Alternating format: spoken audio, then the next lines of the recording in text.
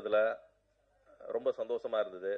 ஒரு ஒரு நல்ல கலைஞர்களுக்கு எழுச்சி ஏற்படுத்துற மாதிரியும், வாழ்க்கையில தூக்கி விடுற மாதிரியும், கை கொடுத்து தூக்கி விடுற மாதிரி ஒரு நல்ல விஷயத்தை பண்ணணும் அப்படின்ற ஒரு விஷயத்துக்காக சும்மா ஒரு விளையாட்டுத்தனமா ஒரு கம்பெனி ஆரம்பிச்சோம், எஸ்ஆர் ஃபிலிம் ஃபேக்டரி அப்படின்னு சொல்லிட்டு. பட் இந்த எஸ்ஆர் ஃபிலிம் ஃபேக்டரி ஒரு படம் இல்ல 3 படம் எடுக்குது அப்படின்ற போது உண்மையாவே பிரமிப்பா யோசிக்க வேண்டிய விஷயமா இருந்தது. ஃபர்ஸ்ட் சுகனை பார்க்கும்போது அவர் சொல்லியிருந்தாரு, சார் ஒரே நாள் தான் படம் பண்ண போறேன் அப்படின்னு சொல்லியிருந்தாரு. நான் சொன்னேன், சும்மா விளையாடுறதுனா சொல்றாரு, ஒரு நாள் எப்படி படம் பண்ண முடியும், நீங்க ட்ரை பண்ணுங்க பார்க்கலாம் அப்படின்னு சொல்லி ஒரு விளையாட்டா ஆரம்பிச்சு நீங்க ட்ரை பண்ணுங்கன்னு சொல்லி கொடுத்த அந்த ஒரு விஷயத்த நல்லபடியா கரெக்டா சொன்ன டைம்ல காப்பாத்தின சுகனுக்கு என்னோட மனமார்ந்த நன்றியும் வாழ்த்துக்களையும் தெரிவித்துக்கிறேன். ரெண்டாவது, இந்த படத்துல எல்லாரும் சொல்றாங்க 23 மணி நேரம் 23 நிமிஷத்துல எடுத்தோம் அப்படின்னு சொல்றாங்க. ஆனா இந்த டைரக்டர் பண்ண சாதனையை விட ப்ரொடியூசர் பண்ண சாதனை என்னன்னா, ஒரே டைரக்டர் ஒரே ப்ரொடியூசர் 2 பேரும் சேர்ந்து 3 படம் டைரக்ட் பண்ண முதல் விஷயம் அப்படின்னா இது டைரக்டர் பண்ண சாதனை இல்ல, ப்ரொடியூசர் பண்ண சாதனைன்னு சொல்லலாம்.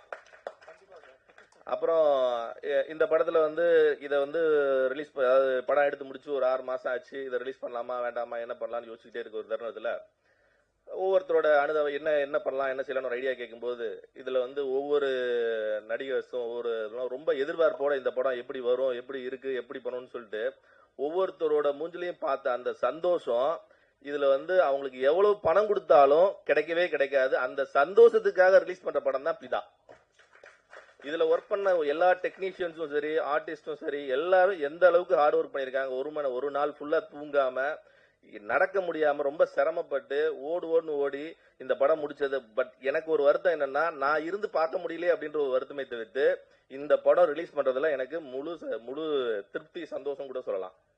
அது மட்டும் இல்லாம இதுக்கப்புறம் இன்னும் 2 படம் எடுத்திருக்கோம். இத வந்து இந்த படத்தை வந்து பேஸா வச்சு இன்னும் இதே மாதிரி திரைப்படத்துல அதாவது நல்ல வாழ்க்கையில முன்னேறணும் அப்படின்னு நினைச்சு காத்துக்கிட்டு இருக்கா எல்லா இளைஞர்களுக்கும் கை கொடுத்து தூக்கி விடணும் அப்படின்ற எண்ணத்துல எஸ்ஆர் ஃபிலிம் ஃபேக்டரி செயல்படணும்னு நினைக்குது. நன்றி, வணக்கம். ரொம்ப நன்றி சார். கலைஞர் நகர் 1, 2 அப்படின்னு 2 படத்தையுமே வந்திருக்கும் அனைவருக்கும் வணக்கம். மேடையில் அமர்ந்திருக்கும் இந்த திரையுலகத்தை சேர்ந்த முக்கியமான புள்ளிகளுக்கும் வணக்கம். இந்த எங்களுடைய குழுவின் சார்பாக அழைப்பை ஏற்று வந்திருக்கிற Perarasu sir, Arvind sir, master Mahendran sir எல்லோருக்கும் எனது நெஞ்சார்ந்த நன்றிகள். ஆக்சுவலா இந்த படம் இதுக்கு முன்னாடியே சுயம்வரம் அப்படின்னு சொல்லிட்டு ஒரு படம் எடுத்து ஒரு நாளில் எடுத்து சாதனை பண்ணியிருக்காங்க. பட் ஆனால் அது பெரிய பெரிய நடிகர்கள், பெரிய பெரிய ஹீரோக்கள் எல்லாம் சேர்ந்து 6 யூனிட்டா பிரிஞ்சு வேலை பார்த்த ஒரு படம் 24 மணி நேரத்தில் முடிச்சிருக்காங்க. இது வந்து அதை விட நான் இன்னும் கொஞ்சம் பெருசுன்னு சொல்லுவேன். ஏன்னா இது 2 யூனிட் தான்.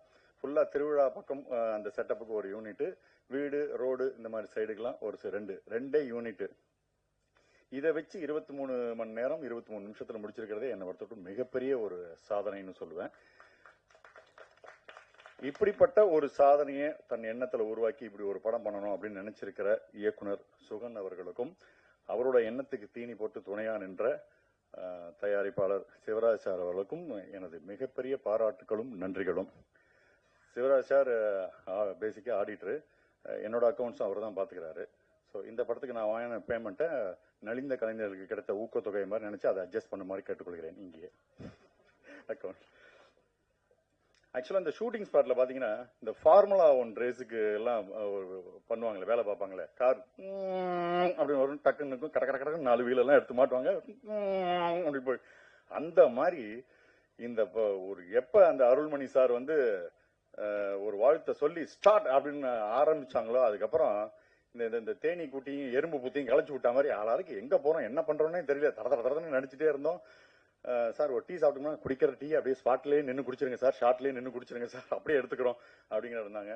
கேமரா முன்னாடி நடிச்சனா இல்லை சிசிடிவி கேமரா முன்னாடி நடிச்சனான்னு தெரியாத அளவுக்கு அங்கங்க கேமராக்கள் ஒரே பரபரப்பான ஒரு விஷயமா இருந்தது.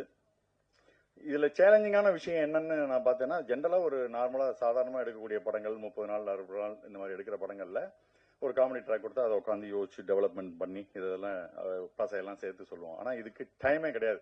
இதுதான் சார் டைலாக், இங்கதான் சார், இது எவ்வளவு சொல்ல முடியும் சார், இதுக்குள்ள சொல்லுங்க சார், டக் டக் டக் அவ்வளவுதான். அது எவ்வளவு மின்னல் வேகத்தில் அதுல யோசிக்க முடியுமோ அதுக்குள்ள நம்மளோட இன்புட்ஸை போறதா அங்க ஒரு சேலஞ்சிங்கா இருந்தது. பட் கூட நடிச்ச ஆதேஷ் அண்ட் மாரிஸ் ராஜா வந்து நல்ல தேர்ந்த நடிகர்களா இருந்ததுனால அவங்க இன்புட் போட, நான் இன்புட் போட, படன்னு அந்த சீன் உருவாகிறதுக்கு அப்படி ஒரு இந்த நடிகர்கள் இருந்ததுனால தான் இது சாத்தியமாச்சு. இந்த படத்தை தன் படமா எடுத்து தோல்ல சுமந்து பப்ளிசிட்டி பண்ணிட்டு இருக்கிற ஆதேஷ் பாலாக்கு என்னுடைய நெஞ்சார்ந்த நன்றிகள் நான் சொல்லுவேன். Really great. பல விஐபிஸ் கிட்ட வந்து வீடியோஸ் பைட் வாங்கி கொடுக்கறது, இந்த படத்தை தூக்கி நிற்கிறதுன்னு பண்ணிட்டு இருக்காங்க. Really super. என்னுடைய மேலான ரிக்வஸ்ட், இந்த மாதிரி படம் எடுக்கும்போது ஸ்பாட்ல ஒரு டாக்டர் வச்சுங்க. ஓகே, பிபி எல்லாம் ஏறிடும் போல இருக்கு, என்ன சுகர் பிபி எல்லாம் வந்துடும் போல இருக்கு. இதே மாதிரி இன்னும் 2 படம் அடிச்சா பைத்தியமே ஆயிடும் போல இருக்கு. அந்த மாதிரி ஒரு டஃப் டாஸ்கா இருக்கிற மாதிரியான ஒரு விஷயம் இருக்கு. பட் மொத்த தொழில்நுட்ப கலைஞர்கள், கேமராமேன்ல அந்த யூனிட்ல இருந்து ஆரம்பிச்சு ஆர்ட் மொத்த தொழில்நுட்ப கலைஞர்கள், நடிகர்கள் பிளஸ் இயக்குனருக்கு துணை நின்ற இயக்குனர் டீம், இவங்களால தான் இந்த விஷயம் இவ்வளவு ஸ்பீடா நடக்கிறதுக்கான ஒரு சாத்தியமா மாறிச்சு. ரொம்ப சந்தோஷமா, அப்பா ஏதோ ஒரு சாதனை பண்ற படத்துல நம்மளும் இருக்கோம், நம்மளும் நடிச்சோம் அப்படின்ற ஒரு ரொம்ப பிரமிப்பும் சந்தோஷமும் இருக்கு.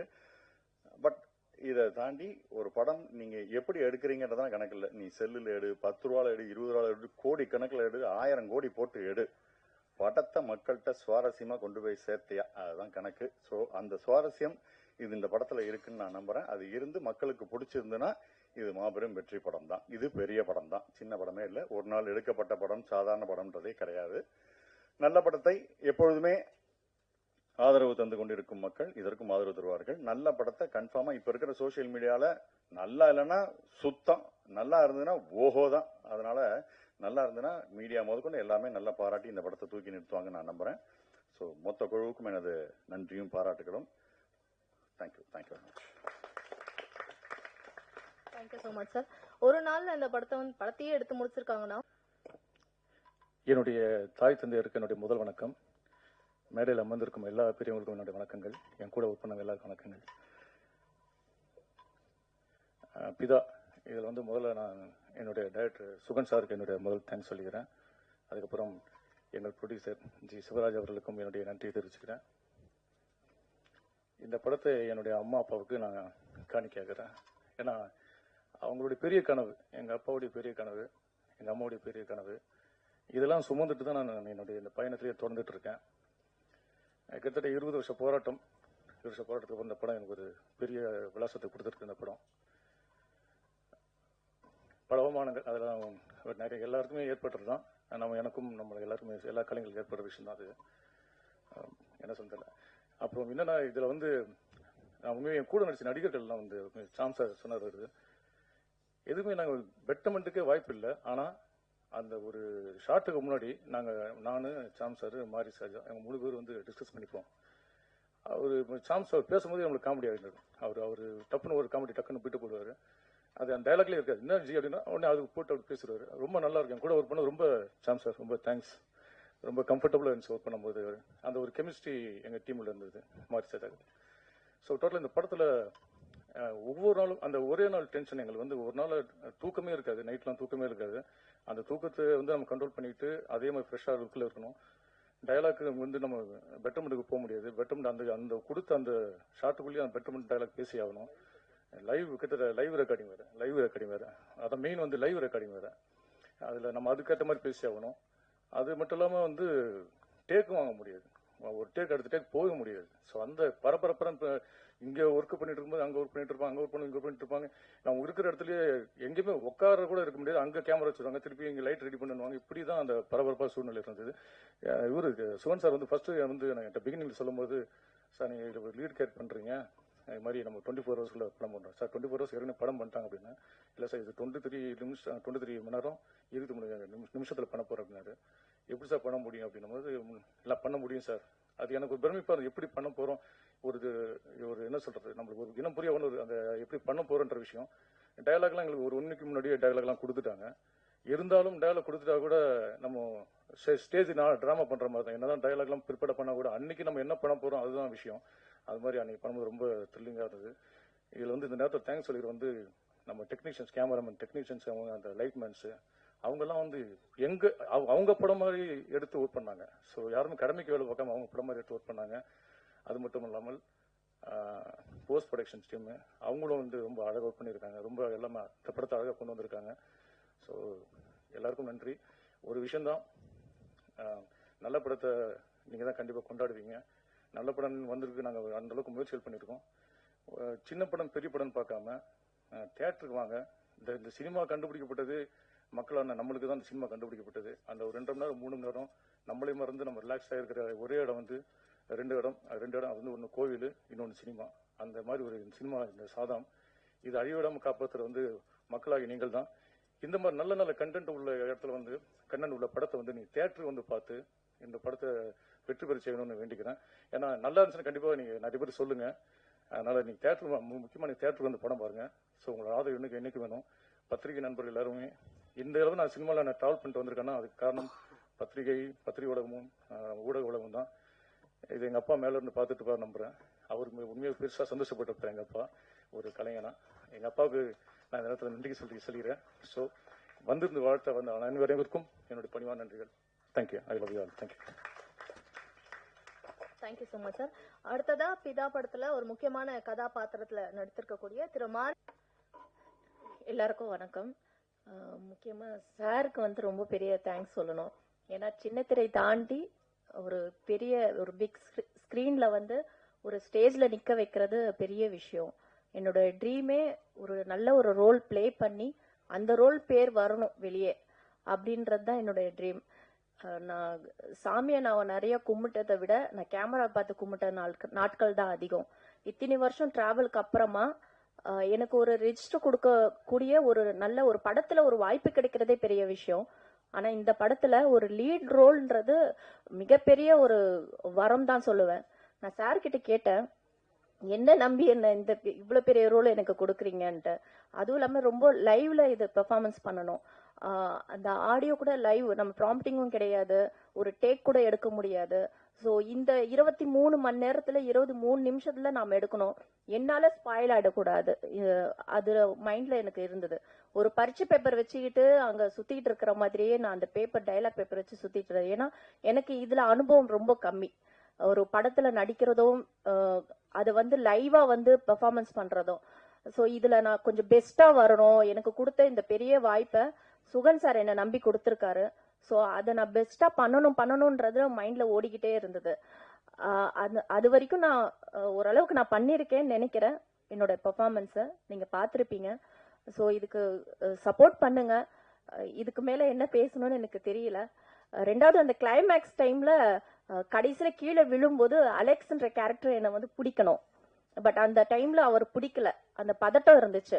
அந்த டைமிங் முடியணும், கரெக்டா அந்த அவார்டுக்கான ஒரு விஷயம் பண்றாங்கன்ட்டு. ஸோ அவருக்கும் அந்த பதட்டம் இருந்தது. அந்த கிளைமேக்ஸ் ரொம்ப முக்கியமான சீனு. அதனால நான் கீழே விழும்போது அவர் என்ன பிடிக்காம விட்டுட்டாரு.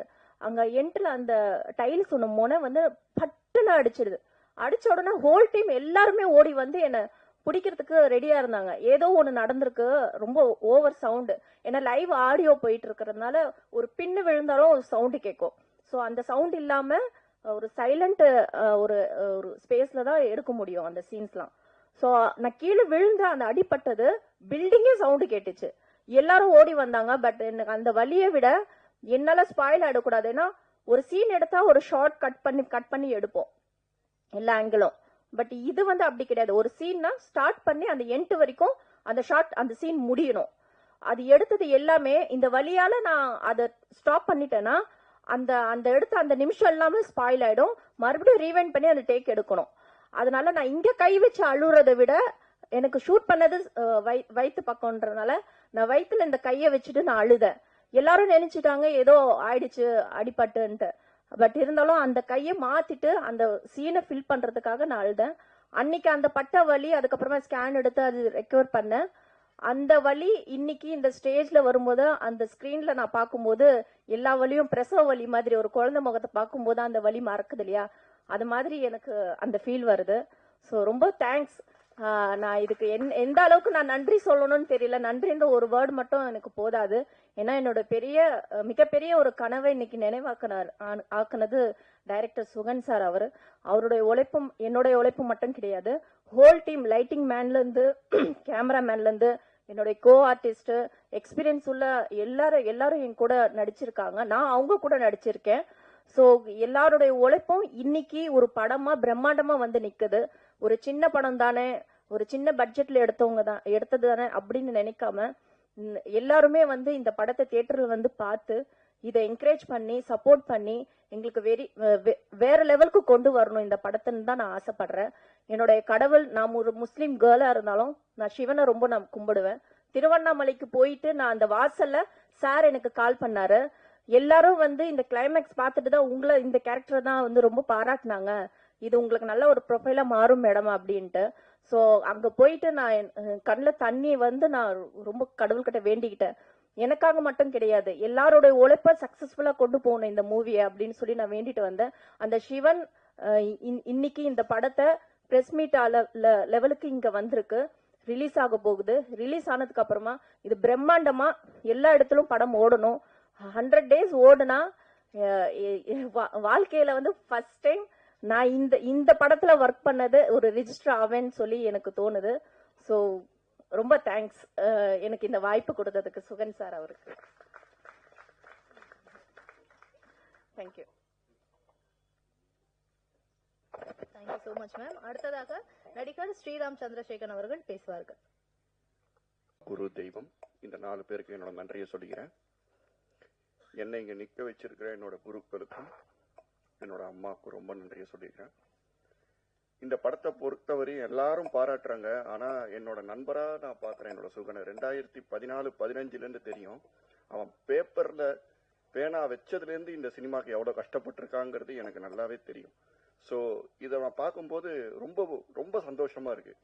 ஏன்னா இந்த கதையை சொல்லும்போது நண்பா, உனக்கு இதுல ஒரு பெரிய ரோல் கிடையாது, இதுல வந்து ஒரு சின்ன ஒரு கதையா தான் இருக்கும், ஆனா நீ ஒரு மெயின் கேரக்டரா இருப்ப, பண்ணுவியா, உனக்கு வந்து இது இல்லையான்னு. நீ இவ்வளவு சிரமப்படும் போது நான் இது கூட பண்ணலன்னா நான் ஒரு நண்பனா வந்து இது இல்லை, எனக்கு ஒரு சின்ன ஒரு ஓப்பனிங்கா இருக்கட்டும் நான் நினைச்சுதான் இந்த படத்தை பண்ணியிருக்கேன். அது மாதிரி ஒரு இதுவாக தான் இது அமைஞ்சிருக்கு. 2வது, இந்த படத்துல வந்து ரொம்ப ஒரு முக்கியமான ஒரு ஆளை சொல்லணும் அப்படின்னா சிவராஜ் சார், ப்ரொடியூசர். ஏன்னா இந்த படத்தை வந்து சுகன் ஒரு விதமா எடுத்துக்கிட்டே இருக்கும்போது கை கொடுத்து பயங்கர லெவல்ல தூக்கி விட்டது மிஸ்டர் சிவராஜ் சார். ஏன்னா இதுல எவ்வளவு முக்கியம்னு எனக்கு ரொம்ப தெரியும். அதனால ரொம்ப சிவராஜ் சாருக்கு நான் ரொம்ப தேங்க்ஸ் சொல்லிக்கிறேன். சுகனுக்கு வந்து ஒரு படம் இல்ல 3 படம் கொடுத்ததுக்கு ரொம்ப ரொம்ப தேங்க்ஸ் சொல்லிக்கிறேன். சாம்ஸ் அண்ணாவா இருக்கட்டும், அதுக்கப்புறம் ஆதேஷ் அண்ணாவை சொல்லியே ஆகணும். ஒரு நூல் உள்ள போற லெவல்ல கூட ப்ரமோஷனை வந்து விட மாட்டாரு. அந்த படத்தை வந்து அவரோட ப்ரமோஷனா, அவரோட ப்ரொடியூசிங்கா எடுத்துக்கிட்டு, அவரோட விஷயமா எடுத்துக்கிட்டு யாரு பண்ணுவாங்களோ எனக்கு தெரியல. ஆனா ஆதேஷ் அண்ணா வந்து கண்டிப்பா சொல்றேன், அண்ணா நீங்க கவலையப்படாதீங்க, உங்க அப்பா உங்க கூடவே இருக்காரு, அதனாலதான் நீங்க மேலும் மேலும் பண்ணிட்டு இருக்கீங்க. ஏதோ ஒரு இடத்துல பாத்துக்கிட்டே இருக்கலாம் அவரே வந்து அவர் நான் பண்றேன்னு பண்ணிக்கிட்டே இருப்பாரு. நான் ரொம்ப பாராட்டுறேன். அப்புறம் என்னோட ஃப்ரெண்டு ரிகானா, ஆனா அவங்களும் வந்து இந்த வில்லை ரோல்ல வந்து ரொம்ப அழகா பண்ணியிருந்தாங்க. யாருமே இதுல வந்து உண்மை முக்கியமான விஷயம் கேட்டீங்கன்னா பிராம்டிங்கே கிடையாது. பிராம்டிங் கொஞ்சம் கூட கிடையாது. ரொம்ப பெருசா வந்து ஸ்கிரிப்ட் யாருமே பார்க்கவும் இல்லை. இதுதான் வந்து இந்த படத்தோட ஒரு மிகப்பெரிய விஷயம். அப்புறம் ப்ரொடியூசர் கவுன்சிலிங் வந்து அன்பு சாருக்கு ரொம்ப நன்றி. அதுக்கப்புறம் எங்களோட ஸ்கிரிப்ட் ரைட்டரு கணனி சாருக்கு ரொம்ப நன்றி. அரவிந்த் ராஜ் சாருக்கு இங்க வந்திருக்கிறது ரொம்ப நன்றி. அப்புறம் பிரதர் மகேந்திரன் சாருக்கு என்னோட நன்றி. அதுக்கப்புறம் பேரரசு சார் ரொம்ப மிகப்பெரிய டைரக்டரு.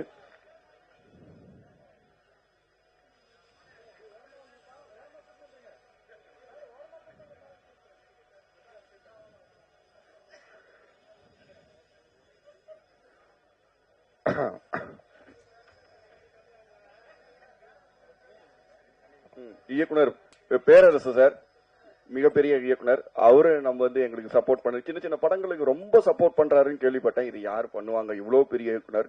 ரொம்ப நன்றி சார், இந்த மாதிரி படங்களுக்கு நீங்க வந்து கை கொடுக்கறது. அப்புறம் என்னோட ஒரு குரு மாதிரி சொல்லலாம், கேபிள் சங்கர் சார் வந்திருக்காரு, அவருக்கு வந்து ரொம்ப நன்றியை சொல்லிக்கிறேன். இவ்வளவுதான் எனக்கு தெரிஞ்சு நான் பேசிட்டேன். இந்த படம் எல்லாம் நல்லா வரணும். என்னோட எடிட்டர், கேமராமேன், மியூசிக் டைரக்டர் எல்லா டீமுக்கும் என்னோட நன்றியை சொல்லியிருக்கேன். பிஆர்ஓ சார் கோவிந்தராஜ் சார் ரொம்ப அழகா பண்றாரு. ரொம்ப ரொம்ப ரொம்ப எவ்வளவு அழகா வந்து இந்த ப்ரமோஷன் பண்ணணுமோ, இந்த பட்ஜெட்ல எவ்வளவு சூப்பரா பண்ணணுமோ அந்த அளவுக்கு சார் வந்து இது பண்றாரு. ரொம்ப நன்றியை சொல்லிக்கிறேன். நன்றி, வணக்கம். Thank you so much. சுகன். அனைவருக்கும் வணக்கம். இந்த மேடையை அலங்கரித்துக் கொண்டிருக்கும் இண்டஸ்ட்ரி ஆளுமைகளுக்கு நன்றி. பொதுவாகவே சிறுமுதலீட்டு படங்களுடைய மேடைகளை அலங்கரிக்கிறதுக்கு ஸ்பெஷல் எஃபெக்ட் எடுத்து வர்றது இயக்குனர் பேரரசு அவர்கள். இப்போ இன்னும் ஒரு முக்கியமான இயக்குனர் திரு அரவிந்தராஜ் அவர்களும் அதில் இணைந்திருக்கிறது எங்களுக்கு மகிழ்ச்சி. உங்களோட என்கரேஜ்மெண்ட் கண்டிப்பாக ஹெல்ப் பண்ணிட்டு இருக்கு. அதுக்கப்புறம் அருமை தம்பி அவருடைய ஒரு படத்தை எங்களோட கம்பெனி மூலமா திரைக்கு கொண்டு வந்தோம். மாஸ்டர் மகேந்திரன் அவர்கள். எப்பவுமே இண்டஸ்ட்ரியோட பார்வை பலவிதமா இருக்கும். அவருமே பல விதங்கள் ஷேர் பண்ணியிருக்காரு. எனக்கு எப்பவுமே ஒரே மாதிரி தான், ரொம்ப யதார்த்தமா ஒரே கால் தான். உடனடியாக வந்து இந்த ஒரு சிறப்பிச்சிருக்காரு, எனக்கு ஹாப்பியா இருக்கு. அதுக்கப்புறம்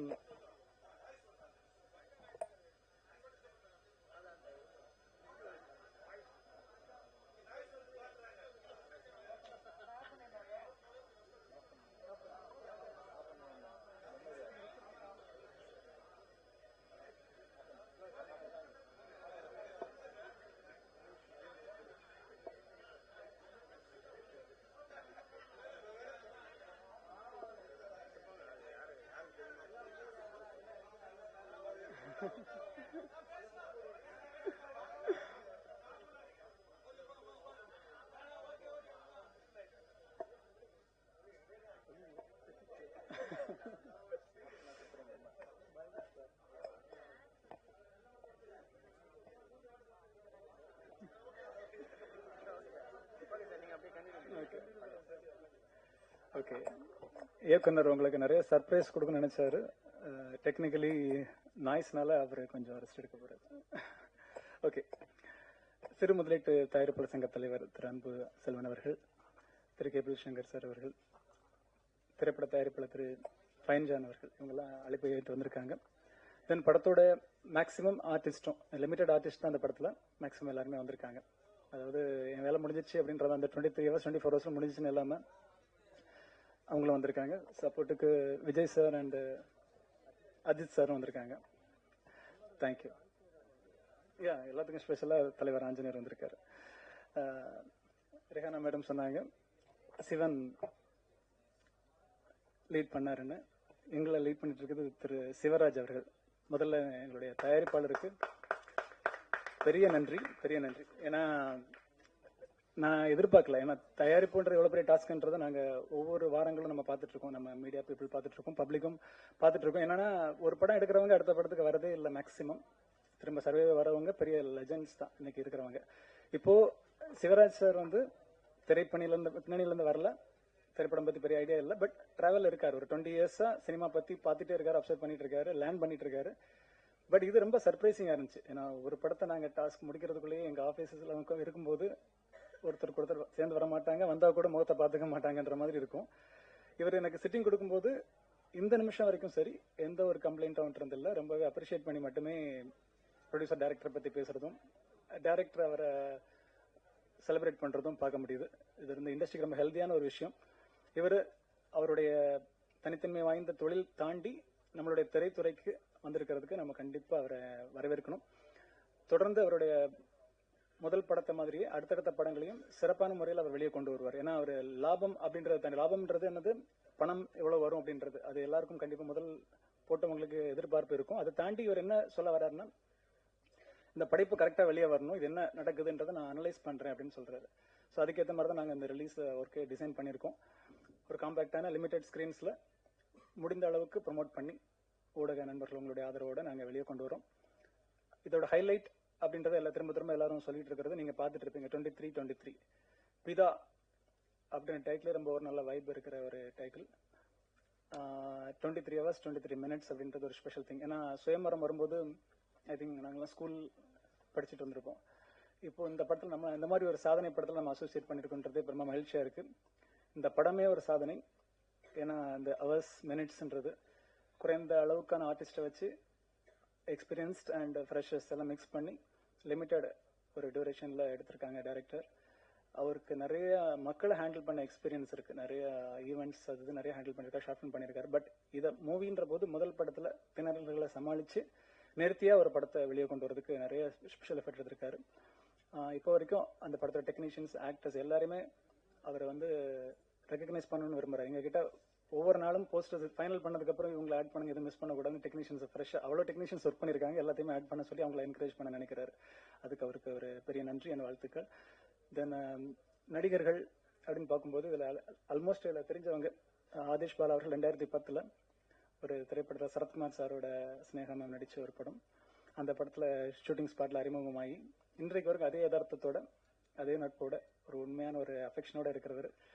அவர் எனக்கு ஒரு பின்புலமாக எப்பவுமே இருக்கார், ஒரு நடிகராக, நண்பராக. அவரோட வெற்றியை நானும் காத்துட்டு இருக்கவங்க எல்லாம் மாதிரி சீக்கிரமாக அவர் வெற்றியை பெருசாக டேஸ்ட் பண்ணுவார். ஏன்னா அந்த வெற்றி கண்டிப்பாக தேவையான வெற்றி, அந்த அங்கீகாரம் கண்டிப்பாக வேணும். தென் ஷாம் சாரோட நிறைய படங்கள் ஒர்க் பண்ணியிருக்கோம். எங்களோட டிஸ்ட்ரிபியூஷன் ப்ராஜெக்ட்ல அவங்களோட படங்கள் எப்பவுமே இந்த படத்துக்கும் ஒரு ஷூட் கமிட்மெண்ட்ல இருந்தவர் அதை ஃப்ரீ பண்ணிட்டு வந்திருக்காரு. Really happy. ஏன்னா அவங்கள மாதிரி நல்ல நோட்டிசபிள் ஆக்டர்ஸ் வந்து வர்றதே இல்லை. அது என்ன இதுக்கு போனா என்ன விஷயம் அப்படின்ற மாதிரி எதிர்பார்ப்பாங்க நிறைய பேர். இவர் அப்படி இல்லை. அது ஹாப்பி. Thank you sir. எல்லா actors and technical team. Then even Maris Raja, இவர் வந்து ஒரு ஆக்டரா நான் இவரோட நடிச்சிருக்கேன் ஒரு 10 வருடங்களுக்கு முன்பு.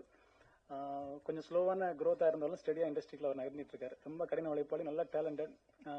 ஒரு பிரேக் அவருக்கும் சீக்கிரமாக கிடைக்கும் நான் நம்புறேன். ஓவராலாக இந்த படத்தோட அனுபவம்னு சொன்னோன்னா, நமக்கு திரைக்கு வரப்போகுது. 22 மணி நேரத்தில் என்ன பண்ணியிருப்பாங்கன்றத மீடியா பீப்புள் நீங்கள் பார்த்துட்டீங்க, ப்ரெஸ் பார்க்க போகிறாங்க. குறைகளை மறப்போம், கற்றுப்பாங்க, தட்டி கொடுங்க.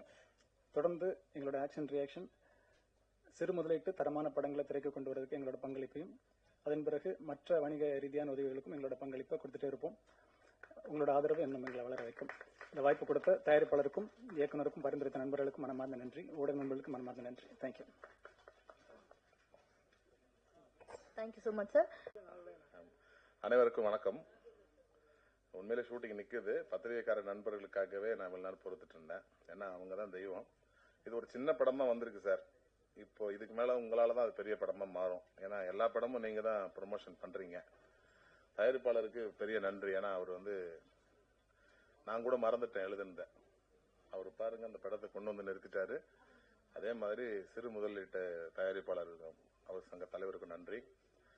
சுகனை பத்தி சொல்லணும்னா கடுமையான உழைப்பாளி சார். திடீர்னு வந்து சொன்னார் ஒரு நாள்ல படம் எடுக்க போறான்னார். நான் கேட்டேன், படப்பயணிக்கு வர்றவங்க எல்லாம் ஒரு நாள் படம் எடுக்கணும்னு வருவாங்க. ஆனா நீ ஒரே நாள்ல படம் எடுக்கணும்னு நினைக்கிறேன், எப்படி பண்ண போறேன்னு எனக்கு தெரியலன்னு எழுதி கொடுத்துட்டேன். நானும் ஒரு நாள்ல தான் அந்த டைலாக் எழுதினேன்.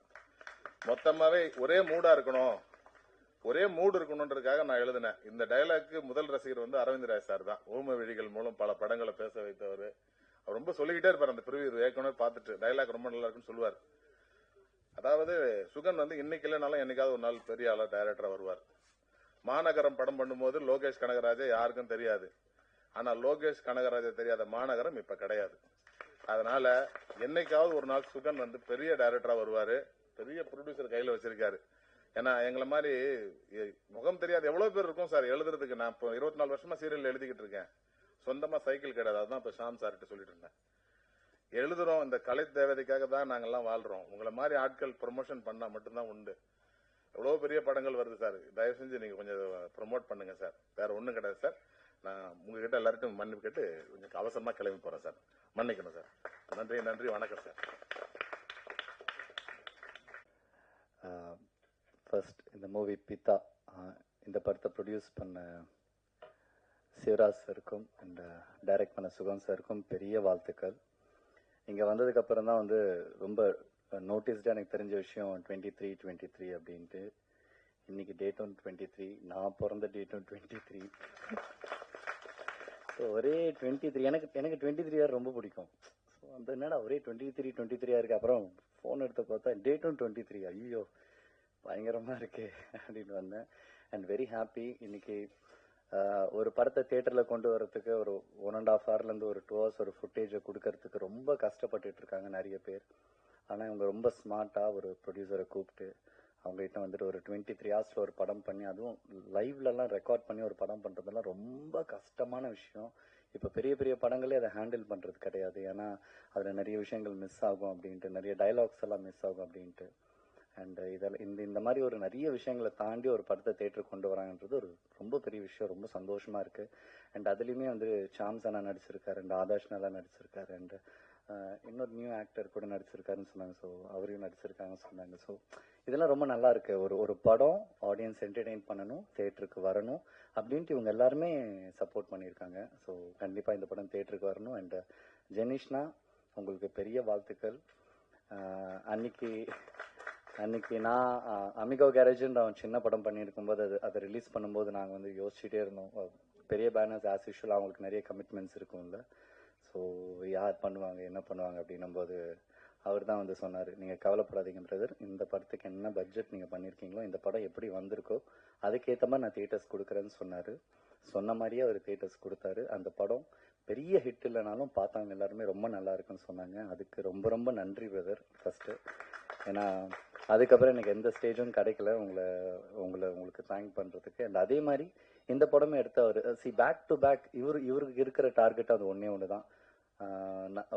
ப்ரொடியூசர்ஸ் கஷ்டப்பட்டு படம் பண்றாங்க. இன்னைக்கு ப்ரொடியூசர்ஸே இல்லை தமிழ் சினிமாவில், நிறைய பேர் இல்லை. ஸோ இதை தாண்டி ஒருத்தங்க பண்றாங்க, அவங்களுக்கு ஏற்ற மாதிரி ஒரு நல்ல தியேட்டர் கொடுத்து அவங்கள அழகு பார்த்து உட்கார வச்சு என்ன ப்ராஃபிட் வருதோ அதை அவங்களுக்கு கொடுக்கணும்னு நினைக்கிற அந்த மனசே ரொம்ப பெருசு. அது ஜெனிஷ்னாவுக்கு நல்லாவே இருக்கு.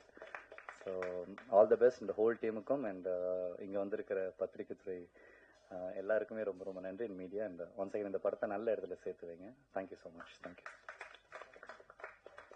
Thank you so much. அடுத்ததாக பார்த்துனே சிரிக்கிறீங்க. வணக்கம். இங்கே வந்திருக்க மீடியா நண்பர் அனைவருக்கும் வணக்கம். இந்த பிதா பற்றி ஃபுல் டீட்டெயில் எனக்கு சுகனுக்கு சாரு பிடிச்ச சிவா சார் தான் தெரியும்.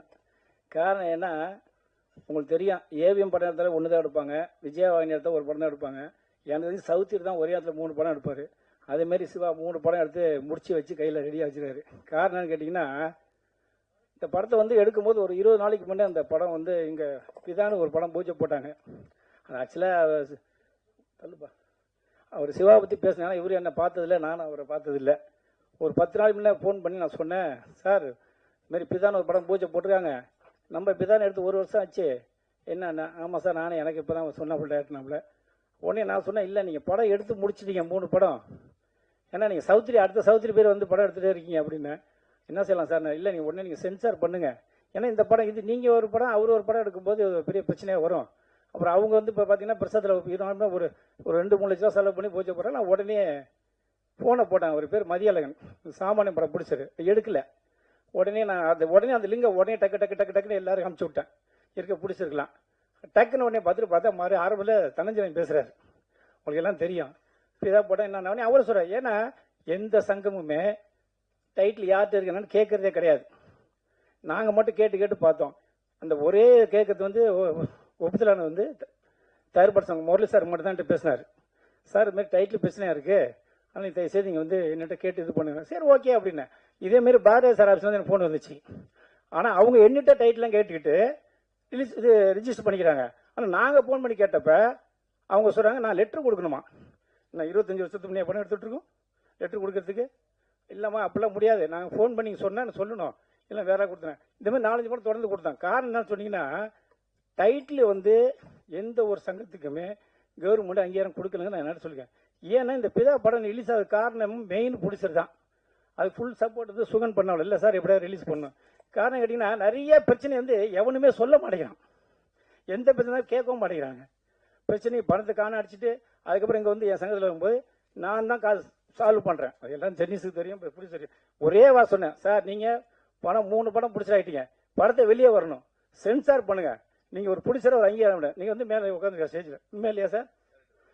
ஏன்னா பணத்தை போட்டுட்டு இருக்கிற அத்தனை ஆர்டிஸ்ட் எப்போ ஒரு நாள் வெளியே வருன்னு உள்ளே உட்காந்துட்டு இருக்காங்க. என்னோட கேரக்டர் இதுதாங்க.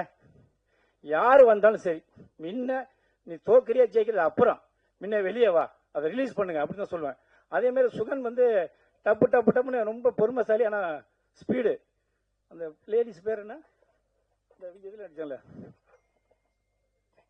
இந்த ரேமா, விஜய் டிவியில் நடிக்கிறாங்களா, அந்த மாதிரி ரேமா ஷூட்டிங் போட்டு 40,000 அட்வான்ஸ் கொடுத்து பொள்ளாச்சி ஷூட்டிங், பொள்ளாச்சி தானே, திருச்செந்தூர். ஏன் அதெல்லாம் சொல்றேன்னா, இந்த பேர் சொன்னாதான் சினிமா உருப்பிடும், சினிமாவில் எவனை ஏமாற்ற மாட்டாங்கன்னு தான் சொல்ல வரேன். அதுக்கப்புறம் திருச்செந்தூரில் போட்டு உடனே ஹேமாங்கிற பொண்ணு 40,000 பணத்தை ஷூட்டிங் வரல. ஏன்னா ஒரு பிடிச்சர் எவ்வளோ கஷ்டப்படுறாருங்கிறது அந்த சொல்கிறேன். நீ யாரும் தப்பா நினச்சினாலும் ஏதோ பேச நினச்சாங்க. பணத்தை போட்டுட்டு அவரு மெட்ராஸ் இருக்காரு, டைரக்டர் திருச்செந்தூர் இருக்காரு. இந்த அம்மா வந்து பெட்ஷீட் சரியில்லையா, ஹேமாவுக்கு பெட்ஷீட் சரியில்லை சொல்லிட்டு அங்கேருந்து வந்துட்டு அந்த 40,000 பணத்தை ரிட்டர்ன் பண்ணல. ஒரே ஃபோன் அடிச்சேன் ஆஃபீஸ்லேருந்து, நீ அந்த பணத்தை ரிட்டர்ன் பண்ணுறியா இல்லை உடனே வீடியோ போட்டு எல்லாத்துலேயுமே உன்னோட ஃபீல்டு அவுட் பண்ணிட சொல்லிட்டேன். எனக்கு என்ன பயம், நான் ஏமாத்துறது இல்லை யாரை பற்றி. உடனே சொன்னோன்னே மறு 20 நிமிஷத்தில் 25,000 அக்கௌண்ட்டில் போடுச்சு சிவா சுகன். என்ன காரணம், சினிமாவில் இந்த மாதிரி நல்ல படத்தெல்லாம் வரணும்னா முன்ன ஏமாத்திரம் யாருமே இருக்கக்கூடாது சினிமாவில். அப்போ தான் சினிமா உருப்படும். அதே மாதிரி இன்னொன்று பிஆர் கோவிந்தராஜ் சொல்லிக்கிறேன், அந்த யார் வந்து 3 மணி நேரம் 4 மணி நேரம் மீடியாவில் உட்கார வச்சு பேச வச்சுருக்காங்க, 2 வாரத்தை பேச சொல்லுங்க ஆடியன்ஸ். ஏன்னா எல்லாம் வந்து 3 மணி நேரம் 4 உட்கார வச்சு டயத்தை வேஸ்ட் பண்ணியிருக்காங்க. அதனால தான் முக்கியமாக நல்லா கூப்பிட்டா வர மாட்டேங்கிறாங்க. எஸ்சி சாரை கூப்பிட்டேன், சார் 3 மணி நேரம் உட்கார முடியல சார். முக்கியமாக நல்லா கூப்பிட்டேன் சார், 4 மணி நேரம் உட்கார முடியல சார். ஒரு பாத்ரூம் போக முடியல, ஒன்றும் போக முடியல சார். ஆனால் சில ஒரு வார்த்தை பேசிட்டு போனால் போயிடலாம் சார் சொல்கிறாங்க. தயவு செய்து இந்த பிஆர்ஓக்கு இது ஒரு கோரிக்கை வைக்கிறேன். 3 மணி நேரம் 4 மணி நேரம் எந்த ஒரு ஆடியோ பஸ் இருந்தாலும் சரி, ஒரு சில வார்த்தை பேச சொல்லி இருக்கிறவங்களாம் அளவே அஞ்சு பண்ணி என்கரேஜ் பண்ணி அடுத்தது என்ன லிங்க் வரணும், என்ன கண்டனுமோ அதை மட்டும் பேசிட்டு வெளியே வாங்க. நன்றி, வணக்கம். ரொம்ப நன்றி சார்.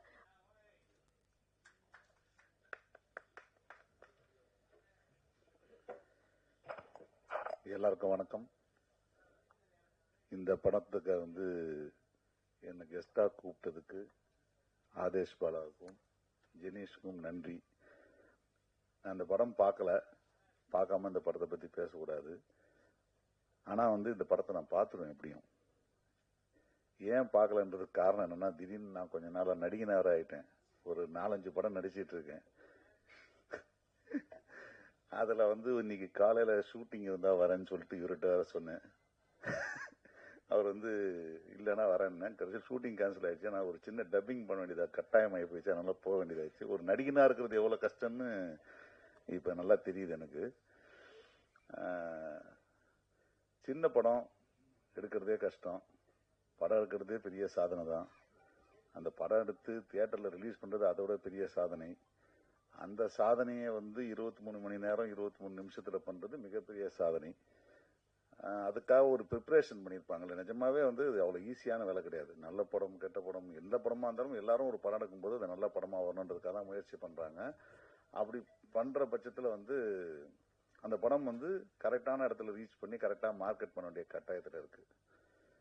நிறைய பேருக்கு இப்போ இருக்கிற பிரச்சனை என்னென்னா, சின்ன படங்கள் வியாபாரம் செய்ய முடியாத விஷயம் ஒன்று இருக்குது. அது எல்லாருக்குமே தெரியும். திரும்ப திரும்ப நம்ம பேசிகிட்டே இருக்கோம் அதை பற்றி.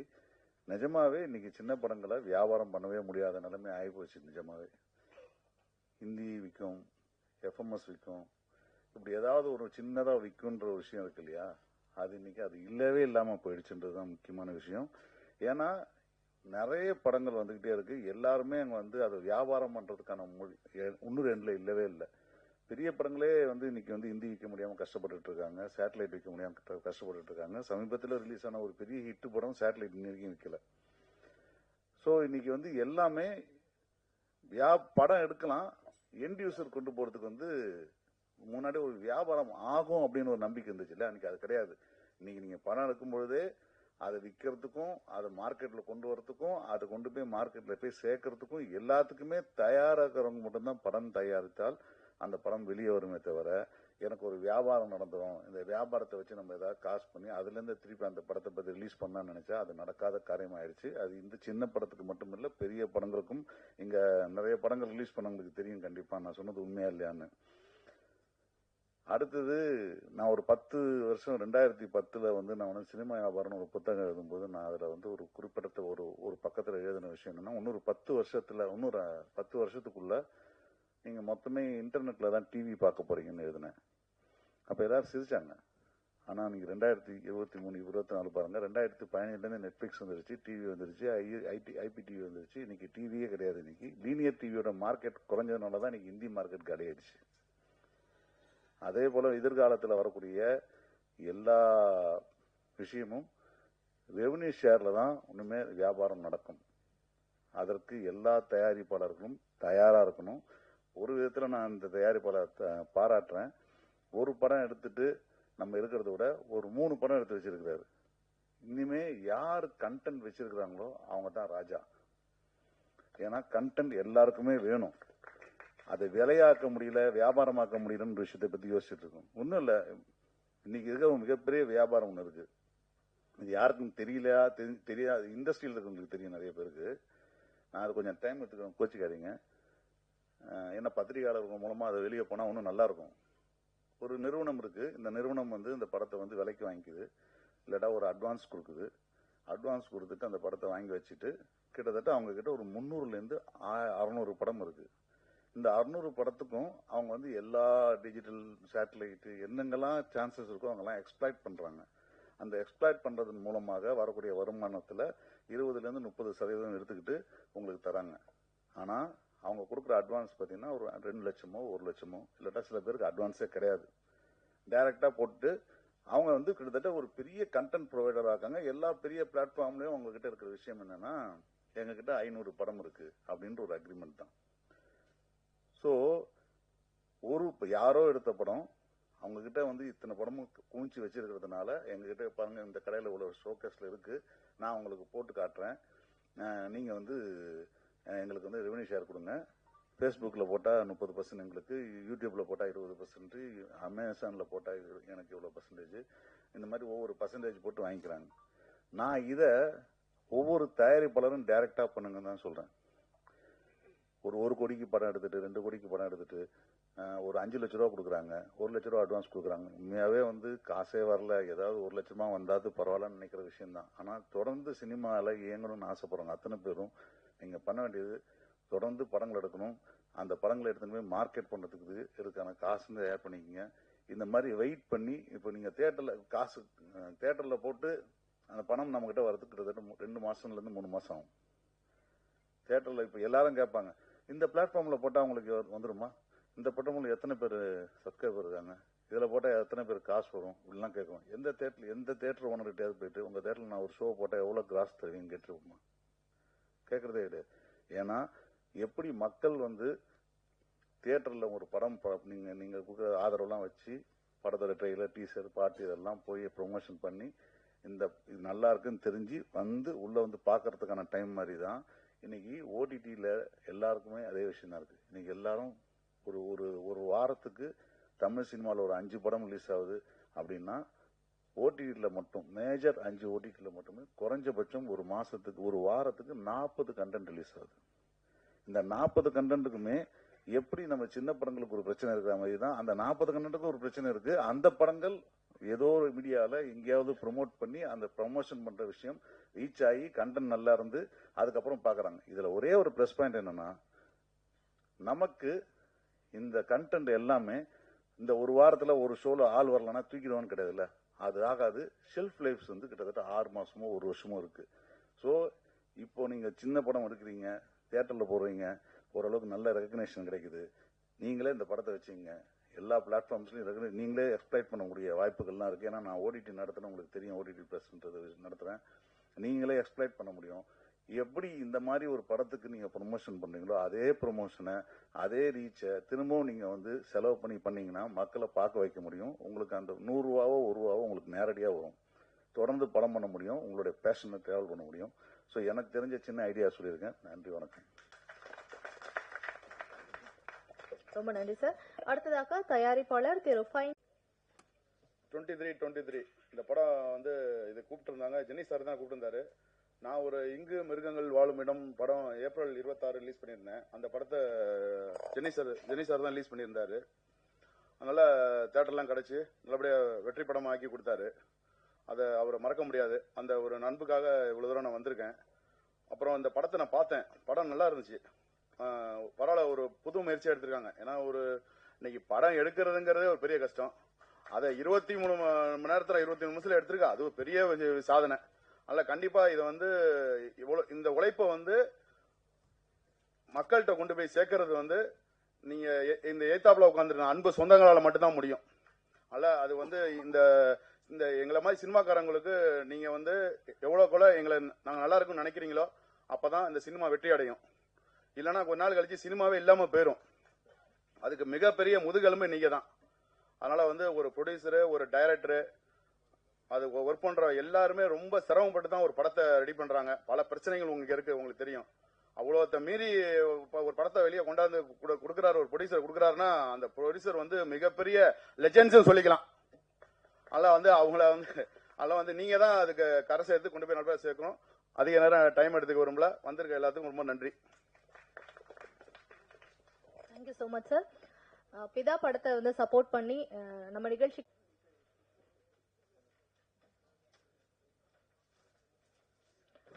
பிதா படத்தின் நடிகர்கள், டெக்னீஷியன்ஸ் மற்றும் இந்த படத்தை சப்போர்ட் பண்ணி வந்திருக்கக்கூடிய சிறப்பு விருந்தினர்கள் அனைவரும் இணைந்து பிதா படத்துடைய போஸ்டரை தற்போது வெளியிட்டுக் கொண்டிருக்கிறார்கள்.